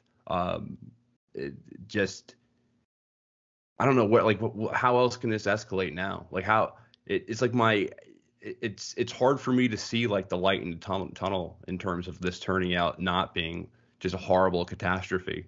What do you think about the most recent the Nord Stream 1 sabotage? Well, I mean, I don't think anybody knows who did it for sure. It seems pretty likely it was the Americans. They seem to have the most motive to do so. Look, I don't see a lot of off ramps in the sense that Joe Biden's position is extremely intransigent. The Russians absolutely must not be allowed to prevail here. Whereas the Russians' position is that they absolutely must, and that nothing less than victory is satisfactory. And, evidently they're prepared to escalate all the way to full-scale war if it comes down to it, to call in their entire military to go in and occupy that land if they have to. It may come to that. The most optimistic take as far as like why to not worry about nuclear war that I've heard was the Russians are going to win this conventionally soon enough that the Americans will just have to turn tail and leave the same way we left Iraq and Afghanistan and the rest, that like, well, we got these people into bad trouble and now we're going because there's nothing else we can do. Because the only alternative at that point is to send in the Marines. You're really going to send in the Marines, I mean, look how far away we're talking. How are you going to get them there? You going to turn the Black Sea into a war zone? Are you going to ship them on trains across Germany and Poland and end up dragging all our NATO allies into a full-scale war with Russia, sending American troops to go and fight the Russians in actual combat on the ground in Ukraine? I have to think that even, insane New York and DC opinion would be overwhelmed by American opinion at that point. If there's something short of that could lead to nuclear war, I wouldn't deny it. I don't know. I mean, you just mentioned how Putin is now annexing these areas and including Kherson and Zaporozhye. So this is a huge swath of the eastern part of the country and including all the way to land northwest of Crimea, obviously raising the question of whether, if they have firmly enough established positions, whether they're going to try to move on Odessa next and maybe completely cut Ukraine off from the sea, take the entire coast all the way to Moldova. Now, as they're annexing this land, though, I mean, they're not just occupying it, and they're not just saying, oh, as they had said at the beginning of the war, that we want independence for the Donbass, but under a Russian protection, wink, wink. But now they're saying, nope, we're going to integrate them into Mother Russia. That's it. They're going to be part of the Federation. And then, at least according to Dmitry Medvedev, and it only does make logical sense, once they annex these areas, again, as you said, regardless of the legitimacy of the plebiscite, that doesn't matter. That's just the fig leaf anyway. And whether those areas would have joined Russia voluntarily is beside the point. The point is, this is the pretext to annex them. But once he officially annexes them and says this is now Russia, well, obviously America and Ukraine are going to deny that that's true. They say, no, this is not Russia. This is occupied Ukrainian territory, and we still want to fight for it. Now you have a disagreement about even the nature of the shape of the map, you know what I mean? And who's fighting on whose soil already. So it's not like at the end of the war, in the settlement, the Russians get to seize these territories or something. We're talking about in the middle of the war, the Russians are renaming these territories part of Russia itself in a way that the other side is guaranteed to reject, right? And then prove that they reject it by attacking it and saying, no way, it's our territory and we're not going to stop until we take it back. At that point, it could be that the Russians just semantically trapped us into a nuclear war right there. that because of this stunt, now they're going to have to say, well, we promised that we're not going to put up with attacks on our soil. And then they could escalate the war a lot of ways besides nuclear weapons. But yeah, I mean, that's the clear, objective. I think anyone with eyes can see that's why they decided to go ahead with the plebiscite to annex that region. But I guess the better question is, and something you said a little earlier, is that you said there's some solace in Russia just winning this conflict soon enough, and then we have to just turn tail. But isn't the using this Trump card that they're using to annex the region, isn't that in response to the gains that the Ukrainian military has been having in this war? I mean, they have been pushing back and retaking a lot of territory. So this seemed like the way that they could legitimize escalating the type of force that they're using. Yeah. Well, look, I mean, the American policy from the beginning was they assumed that the Russians would immediately crush the Ukrainian military and that they would be backing an insurgency all these months. They didn't think they were going to be backing the Ukrainian state still existing and with a military that's holding it together and continuing to fight. The whole idea was we're going to replicate the Afghan Mujahideen type war in supporting an insurgency. So it could be that even if the Russians, attack Kiev and crush the government there and smash the army, that the American policy would still be to back partisans as long as they could. Mm-hmm. And the CIA has very long relationships with the radical right, militant factions in Ukraine dating back through the whole Cold War. So all those possibilities are there. Yep. I mean, Russia did give, the old college try to taking over Kiev way back in the beginning of the war, and it didn't really pan out. That's what they say. Although I'm not sure about that. I mean, I know a lot of skeptics say that was all a feint anyway, and supposedly, all real experts say no. But I know the Marine Corps, some Marine Corps journal just put out a big study like this that had a very compelling argument as to why that was a feint and not a real attack on Kiev. I mean, one way I kind of feel like they might as well they tried and put full effort to see let's see what happens. Maybe we could just take Kiev in a couple of weeks. Nah, I don't think so. That way. Yeah, I'd recommend people read Colonel McGregor on that and a couple of others. I wish I knew where that study was about the Marines. I think it was like whatever Marine War College they have or whatever. I just published this thing in one of their journals. Maybe people can find that. I think like the other McGregor on. Oh, go ahead. It made sense that it was keeping the Ukrainian military divided, so that they couldn't go and focus on defending Mariupol and other places in the south, as the Russians were trying to seize all of Donetsk was their, first priority there. Right. So I mean, I agree. I think I've read this exact report that you're referencing, and it is a compelling argument for sure. And I think I've even said this on the show a few months ago as well, that it was a feint. But I mean, there's no question that Russia's had its trouble organizing, their special military operation, whatever they're calling it. They're definitely showing their weaknesses and showing their inability to do, combined warfare with all of their branches. They still can't do air superiority for some reason. They still can't hold on to the territories that they did occupy. So that makes me more skeptical about the feint idea, just in nature of like how messy the outcome is. And it seems like to me, and this is what scares me, is that the only real strength that they have is the nuclear threat, right? And that's why they needed to annex. Yeah, I'm not so sure of that. I mean, I think they certainly have had their setbacks, but it has not all been about holding territory as much as it's about grinding the Ukrainian military down. So if they have to strategically withdraw here or there, that's one thing. Now, obviously, the Ukrainians just had that big success on the 10th, 11th, 12th there in taking northern Luhansk. But the reason they were able to do so is because the Russians, I guess, stupidly had made the mistake that nothing like that was in the offing. So they had moved all of their force out of there to go reinforce Kherson. And all they had left behind was like some National Guard volunteers and local like gendarme, SWAT types, police types, paramilitaries to hold that territory. Mm-hmm. So once the Ukrainians realized, hey, there's no one behind that line, we could push through it, they were able to do that. But I don't know that it really matters that much to the Russians because they still, gave them a hell of a whooping as they were retreating still. And they were able to hold on to Kherson at the cost of many Ukrainian lives at that point. And so, and then it just made them mad, right? Then they just called up their reserves, which frees up all of their other active duty guys to go to the front and go and fight and double the war. And then, as you're describing here, now they're outright annexing a huge part of the East, which is this huge escalation.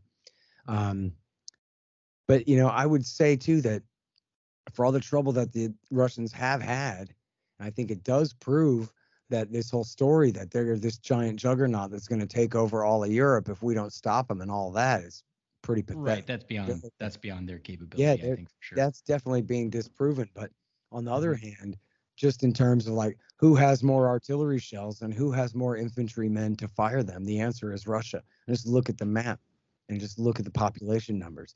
They've got more fighting age males by far, and they've got more artillery shells. And that's always been how they fought this war since near the beginning. It's just essentially carpet bombing with artillery, slowly moving forward and just grinding the Ukrainian military up. There's always quotes of these Ukrainian soldiers saying, man, we launched 5 shells and then they launched 5,000. And we get creamed and then we got to retreat and then it happens again.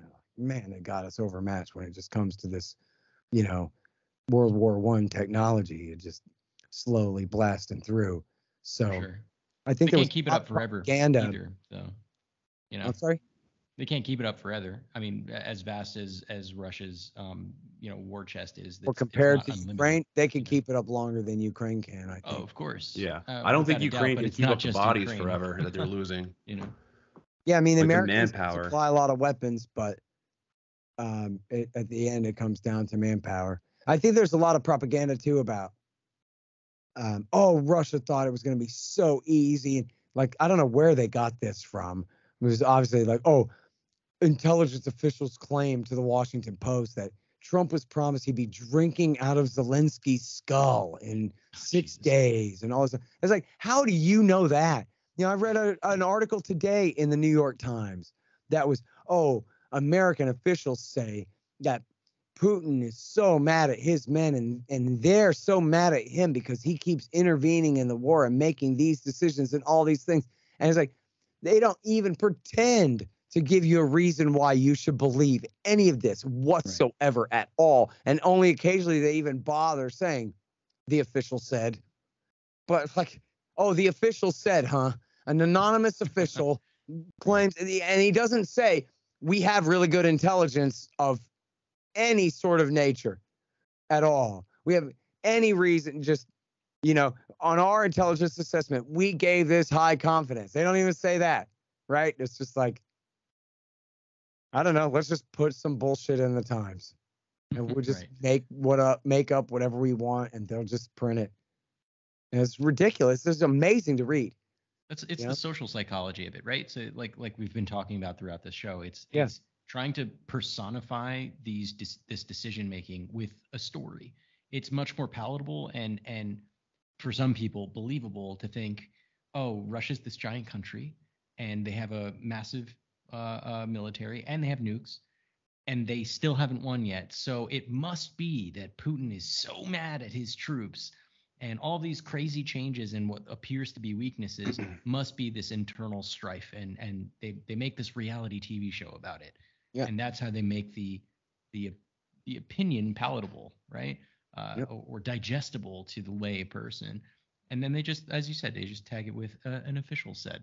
The government official said.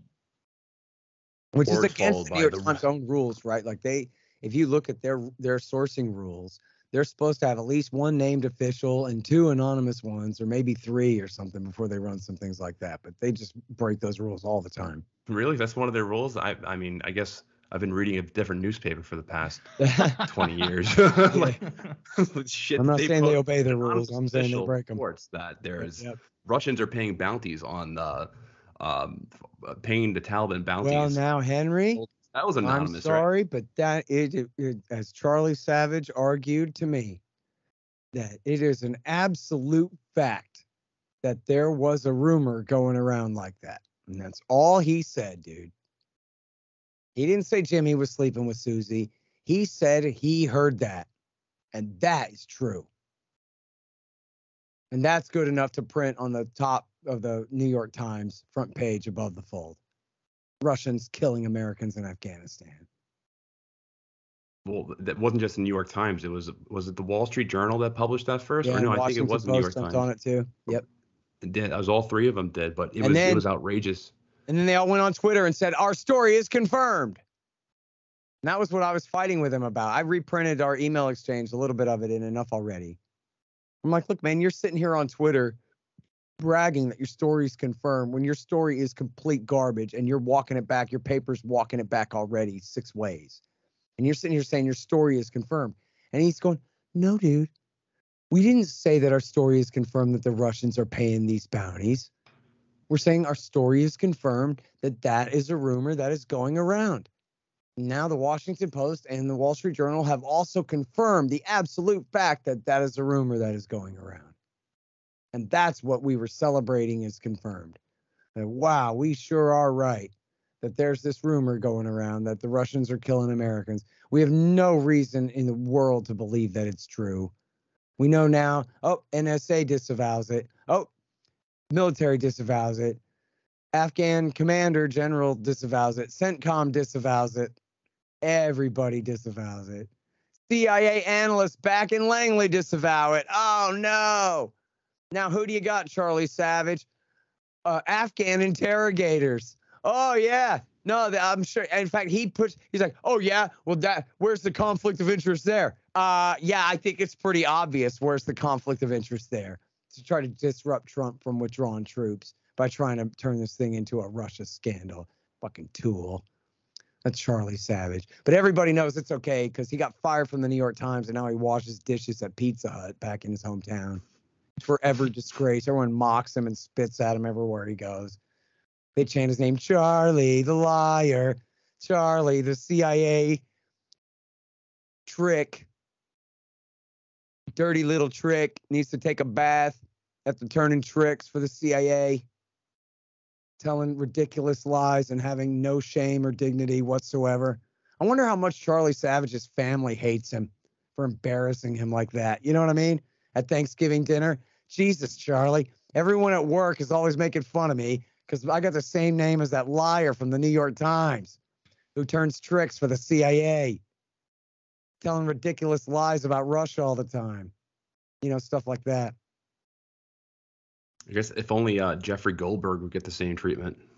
Yeah, seriously, no, he just gets promoted. Yeah, he found a trick to keep on becoming like editor-in-chief at magazines. So I guess that trick being put Israel first, always. Sorry, go ahead. Yeah, it's just that it seems like someone's going to misquote me on purpose if I say it like this, but disclaimer, it almost seems like best case scenario is that Russia wins this war. Then, the Ukrainian army just kind of, either flips or collapses or whatever. And then there's like this long-term insurgency in eastern Ukraine and in the areas that Russia annexes. And it's just a long-term, protracted struggle for the next 2 decades. That almost seems like the best case scenario. And Jesus. It's scary to think that because, that has its own problems in itself. Listen, I don't want Russia to win this war. My only fear is that America's going to win it. I would very much like to see Ukraine maintain their independence. I don't really give a damn who rules the Donbass or any of this stuff, but I'm an opponent of aggressive war. I don't want to see an aggressive war succeed for Putin any more than it should succeed for anyone else. But look at America's role in trying their best to perpetuate this conflict. They refuse to negotiate. It's been 31 weeks, 32 weeks. We won't talk. Our Secretary of State still will not talk to the foreign minister of Russia about figuring out a way to end this war. And they're doing everything they can to make it worse. All they really need to do is just back off. It's just like with the terror war. People go, oh, yeah, well, what's your magical solution to solving the terrorism problem then? Well, first of all, let's stop backing terrorists. And second of all, let's stop motivating them to attack us by intervening in places where we don't belong. And then I think we can probably figure out what to do with the last few incorrigible ones and how to keep them off of our shores pretty easily after that. It's the same thing here. It's the right thing to stop doing the wrong thing. It's not appeasing Osama bin Laden, and it's not appeasing Vladimir Putin. It's doing what you ought to be doing in the first place, which is, meaning, the U.S. federal government, which is acting like a humble, modest, constitutional republic, a limited, humble constitutional republic that minds its own damn business, leads the world, if at all, by example, rather than with military force. And stay the hell out of Eastern Europe. And it's just true. Vladimir Putin said in his declaration of war, he goes, look, the communists drew these borders around Ukraine in a weird way anyway. Then Khrushchev gives them Crimea, which is all messed up. And he goes, then Gorbachev gives them full independence, which he's against. But then he says, listen, but that was the status quo. We're living with that. Fine, Ukraine's independent. But then America won't allow that. There's no such thing as Ukrainian independence. Either they belong to America or they belong to us. Well, it's us, not you. If the Americans are this relentless, they will not stop. They will continue to overthrow the government here.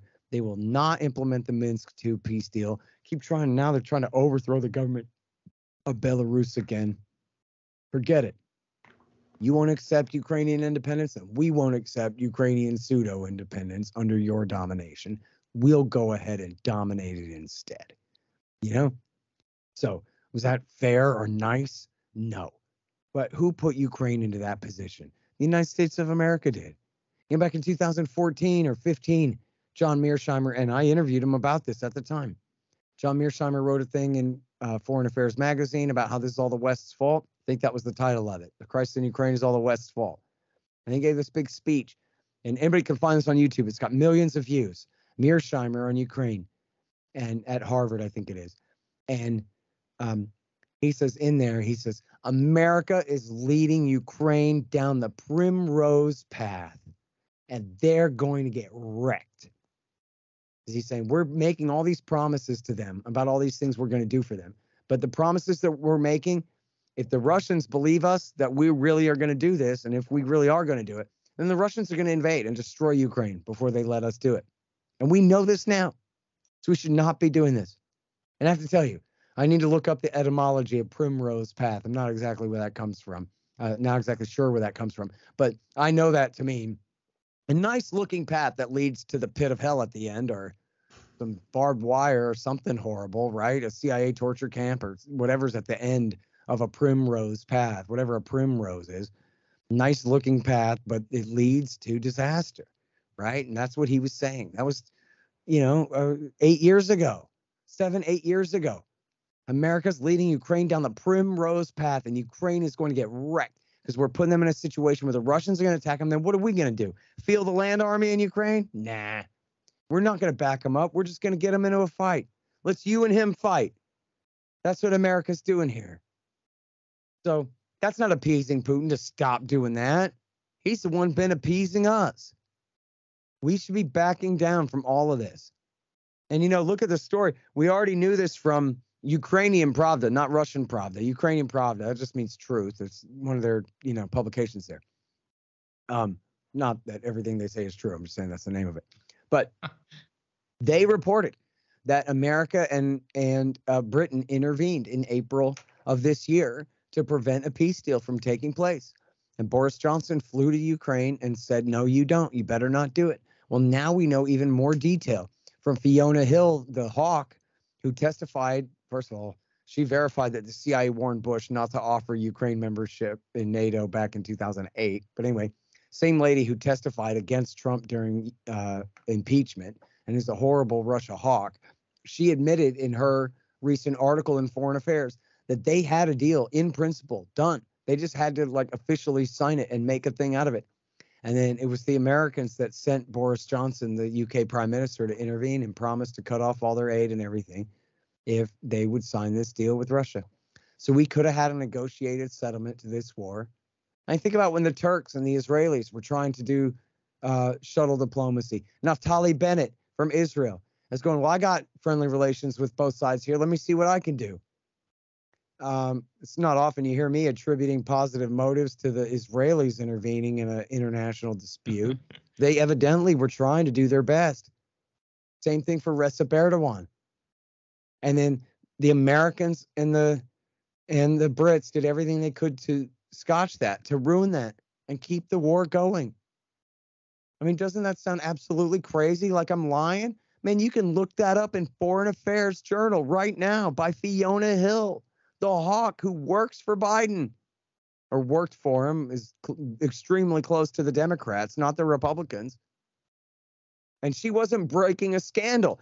That whole article is about how Putin is a psychopathic madman who wants to conquer everything. And all of his excuses are simply excuses. He has no motives at all that are genuine at all. That's what the whole article's about. And then she goes, yeah, but by the way, once we refuse to accept a peace deal in April, that ship has sailed. Now he's determined to take even more of the country. So, in fact, I'm not even sure that she wrote that, honestly. Like, that almost reads like the editor put that paragraph in there. It doesn't even fit much with the rest of the story, but still, it's got her name on it. She ain't disavowed it. Like the Rand Corporation's disclaimers at the bottoms of their crazy ideas, right? Yeah. These people are nuts, man. Like I said about that B-1 bomber thing, like that sounded crazy about when we were talking about China. Oh, if they can just sink our Navy, we'll just get more B-1 bombers. Well, you know who came up with that?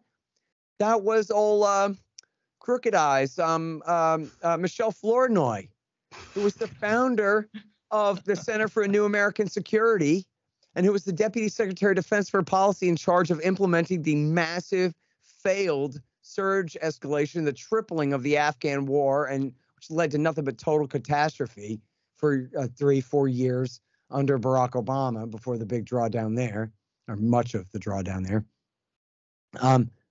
And, she's from West Exec Partners, which is all just Clinton administration officials making money, representing, consulting for arms dealers. Her and Antony Blinken, our current Secretary of State, were partners in that. And she's going, yeah, we'll just build a fleet of B-1 bombers, and then we'll just sink. She says she wants to be able to sink the entire Chinese Navy, and including their entire merchant force, in 72 hours. And sink every last Chinese vessel they've got.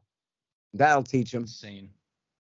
As though that wouldn't lead to Washington, D.C. and New York City and Denver and Honolulu and L.A. and San Francisco and Dallas and Austin and Houston and Miami and Omaha and our entire civilization being nuked off the face of the earth. Which is exactly what would happen. I mean, the Chinese only have about 300 H-bombs, but 300 H-bombs will do you. That's enough. Yeah, that's enough. And they think they can do stuff like that. They can't. But that's their mindset. And frankly, I don't know, man. I think that almost entirely these people believe their own BS. There's so little ability of them to question themselves, to, go trip out on some DMT and be like, whoa, do I really believe all the crazy things I think or something? Like, they don't do that. They know they're right always. There's a great book about one of the chapters was about the Bay of Pigs. It's called The Perils of Groupthink. I think it was Perils of Group. I read it in high school. It was about how the Bay of Pigs invasion plan was the dumbest goddamn thing you ever heard in your life. Are you kidding me? They had revised the plan like 15 times, and it made no sense anymore. It's like that movie Terminator 4 with Christian Bale, where you're like, how many different writers wrote this movie? It makes no sense, right? But then all the guys around the table sat around and were like, yep, we're putting this out, right? Same thing with the Bay of Pigs. And it was like anyone around the room, anyone on that table should have said, this is crazy, dude. This is never going to work. We have nearly enough men. Our landing zone is a swamp on, way on the far side of our targets and all these things. Like, it's just crazy. But the idea was If everyone around the table knows that this is smart, then I guess I do too. Again, social psychology. Who's going to be the one who makes everyone else here look like a dick by saying, nope, you guys are all wrong. Only I'm right, that this is not right and we shouldn't do it. Nobody wants to do it. You see the same dynamics in Obama's war in Libya, where it's Hillary, Samantha Power, and Susan Rice want to do it. But the Secretary of Defense and the National Security Advisor and the Deputy Secretary of Defense and the Deputy National Security Advisor and the Commander of CENTCOM don't want to do it. All of the actual warfighters, and at least people in charge of the warfighters, including even Robert Gates, are saying we should not be doing this. And Obama sides with them. And probably took everything they had to sit there and contradict Hillary Clinton to her face. Like, this lady could have your throat slit, dude. You don't contradict her unless, man, you really feel like you absolutely have to. And then what happened? They contradicted her and lost. And every single one of them shut their mouth after that, man. You going to swing at Hillary twice and miss again? No. So what do? They just go along. She goes, you know what we should do? We've had such luck back in Al-Qaeda in Libya. We should do the same thing in Syria. And they all go, hey, good idea, Mrs. Clinton. Because they don't want to fight about it. They already stuck their neck out on Libya and lost. If they fight her on Syria, they're going to be gone. They're going to hurt her feelings and make her upset. And you don't want to make her upset. So it's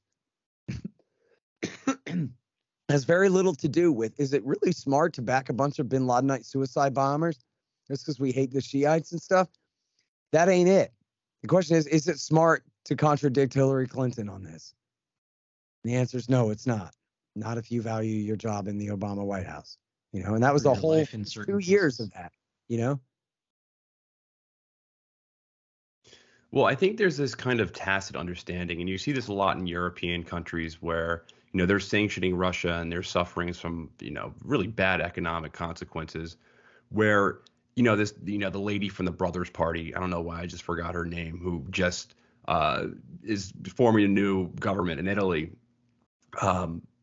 She is just as hawkish on Russia as the previous Italian government, as pretty much every other NATO country.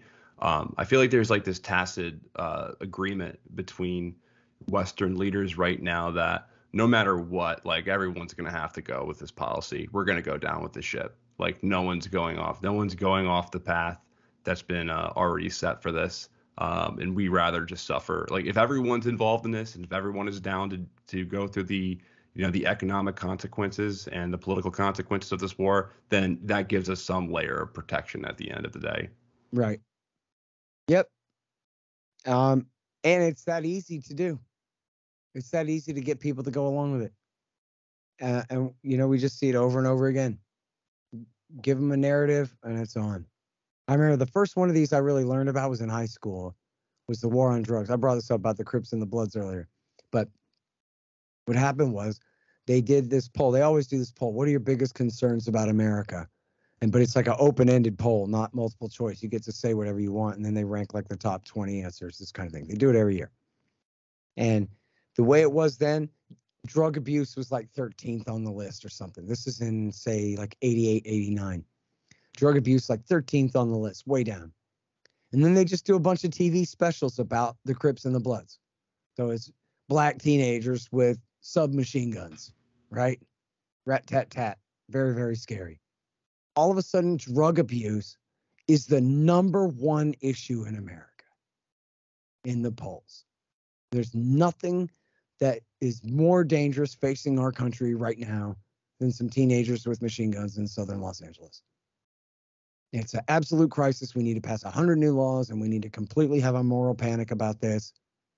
And then TV lost interest in the subject. And then the next year they did the poll. Oh, and the poll, by the way, had gone up to, it was, I said the number one issue. The next year, it was back down to 13.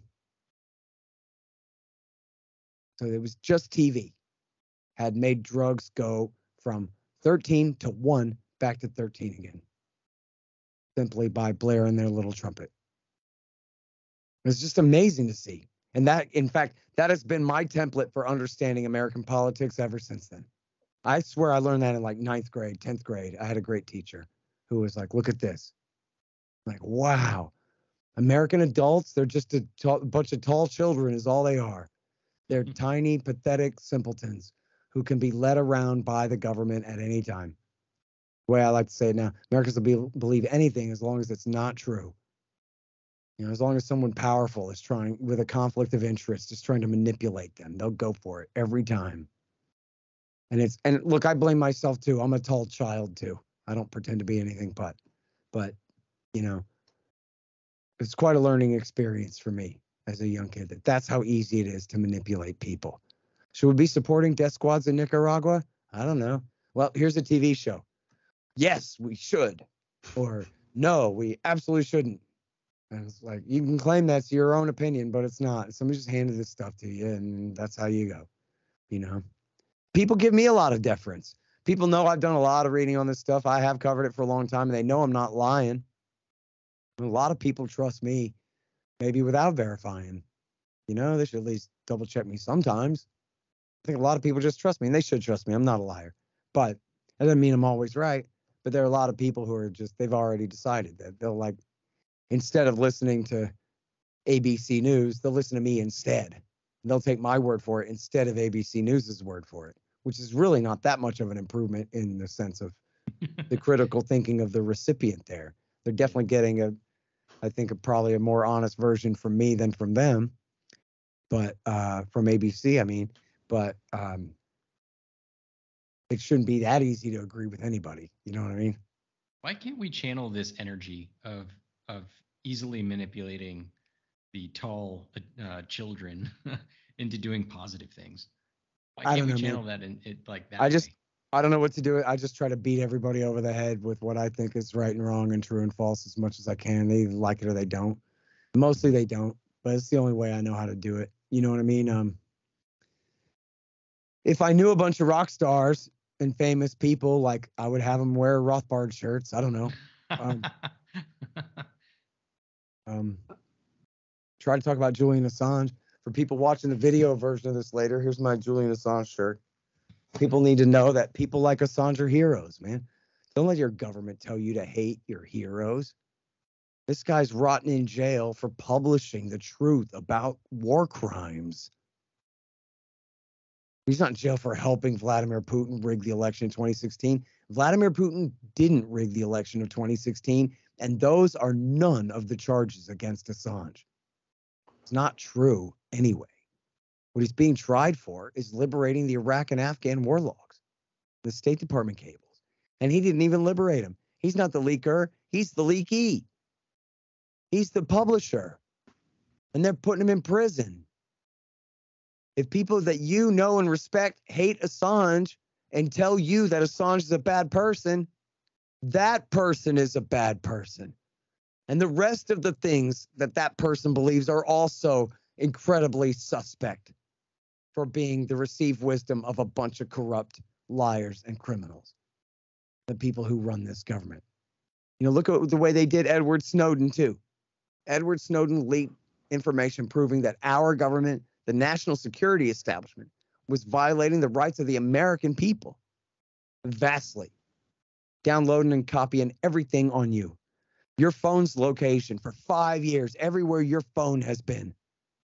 In other words, every living room you've been in, every car you've driven or ridden in.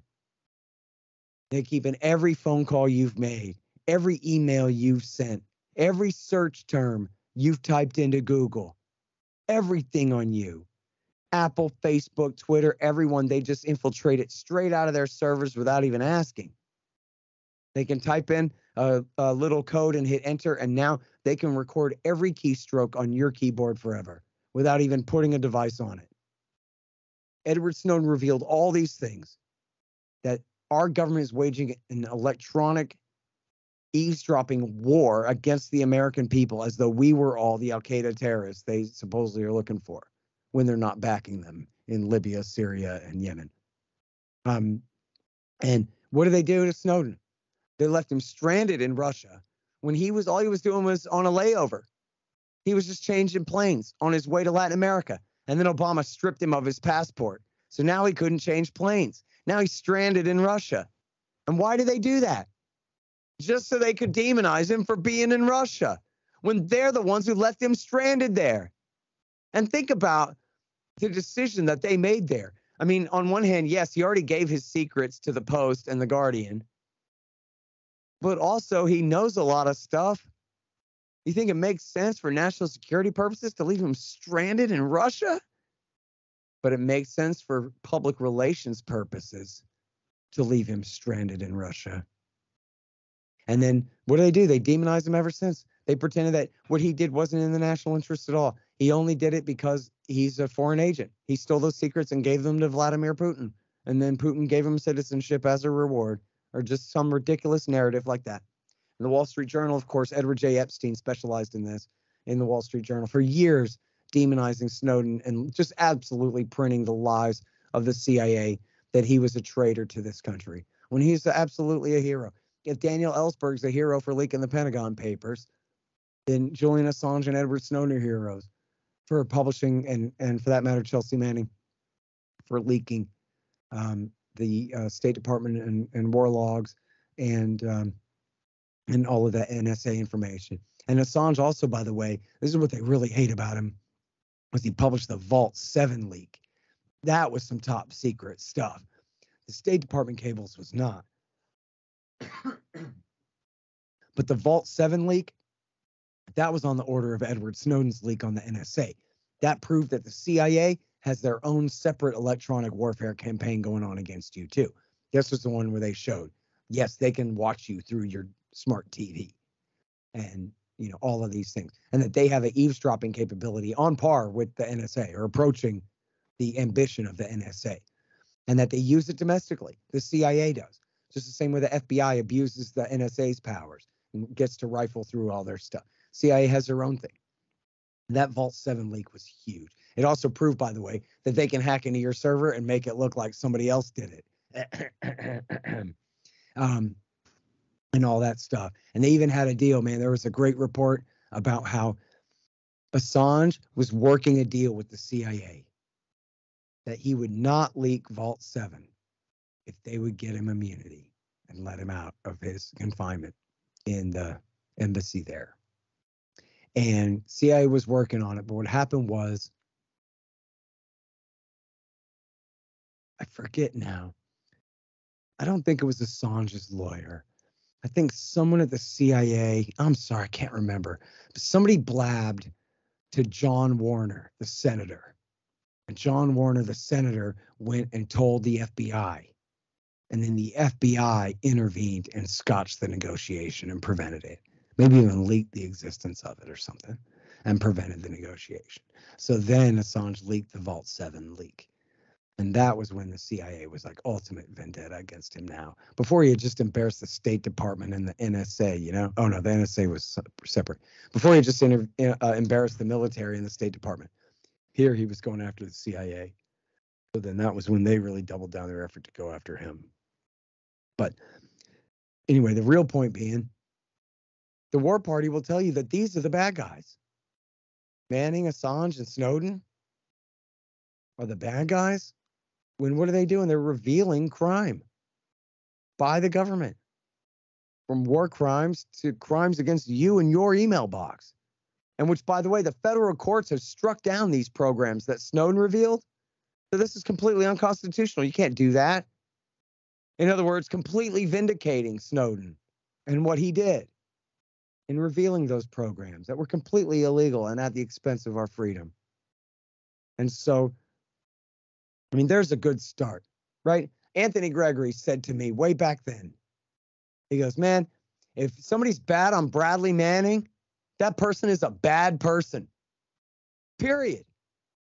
You are either for this person stealing these, liberating these secrets and publishing them online, where the American people have every right to know what's in those cables, or you're a bad person who's just got government all the way down your throat, and you're a disgusting disgrace to your ancestors. And that's it. Two kinds of people in this world. You're either for WikiLeaks or against them. And That's a good starting point right there. The people who side with the state against its own whistleblowers, they're the bad guys. And the things that they believe, the other things they believe, are also stupid and wrong and illegitimate. Go from there. In fact, go ahead, go to wikileaks.org, read the Vault 7 leak, read the State Department and Iraq and Afghan war logs. Read the DNC leaks and all the Hillary Clinton emails that they posted on there and see why the state hates them so much. You know, it's for their heroism, not for their crime. It's for exposing crime. Well, I don't think there's a better way to end it like that.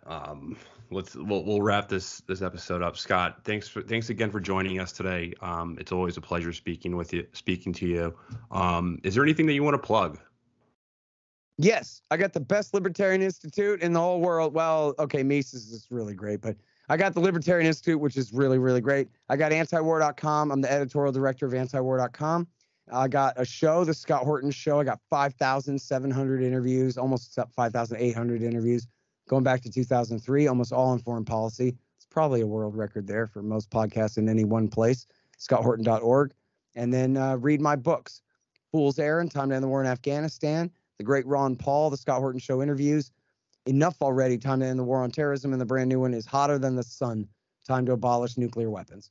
And you can also just put my name in YouTube and see what you find. Yeah, if you guys aren't listening to Scott Horton Show already, what are you doing? Listen to his show, and then his books are awesome. Enough Already, Fool's Errand, and of course, Hotter Than the Sun. So yeah, make sure you check out and support Scott.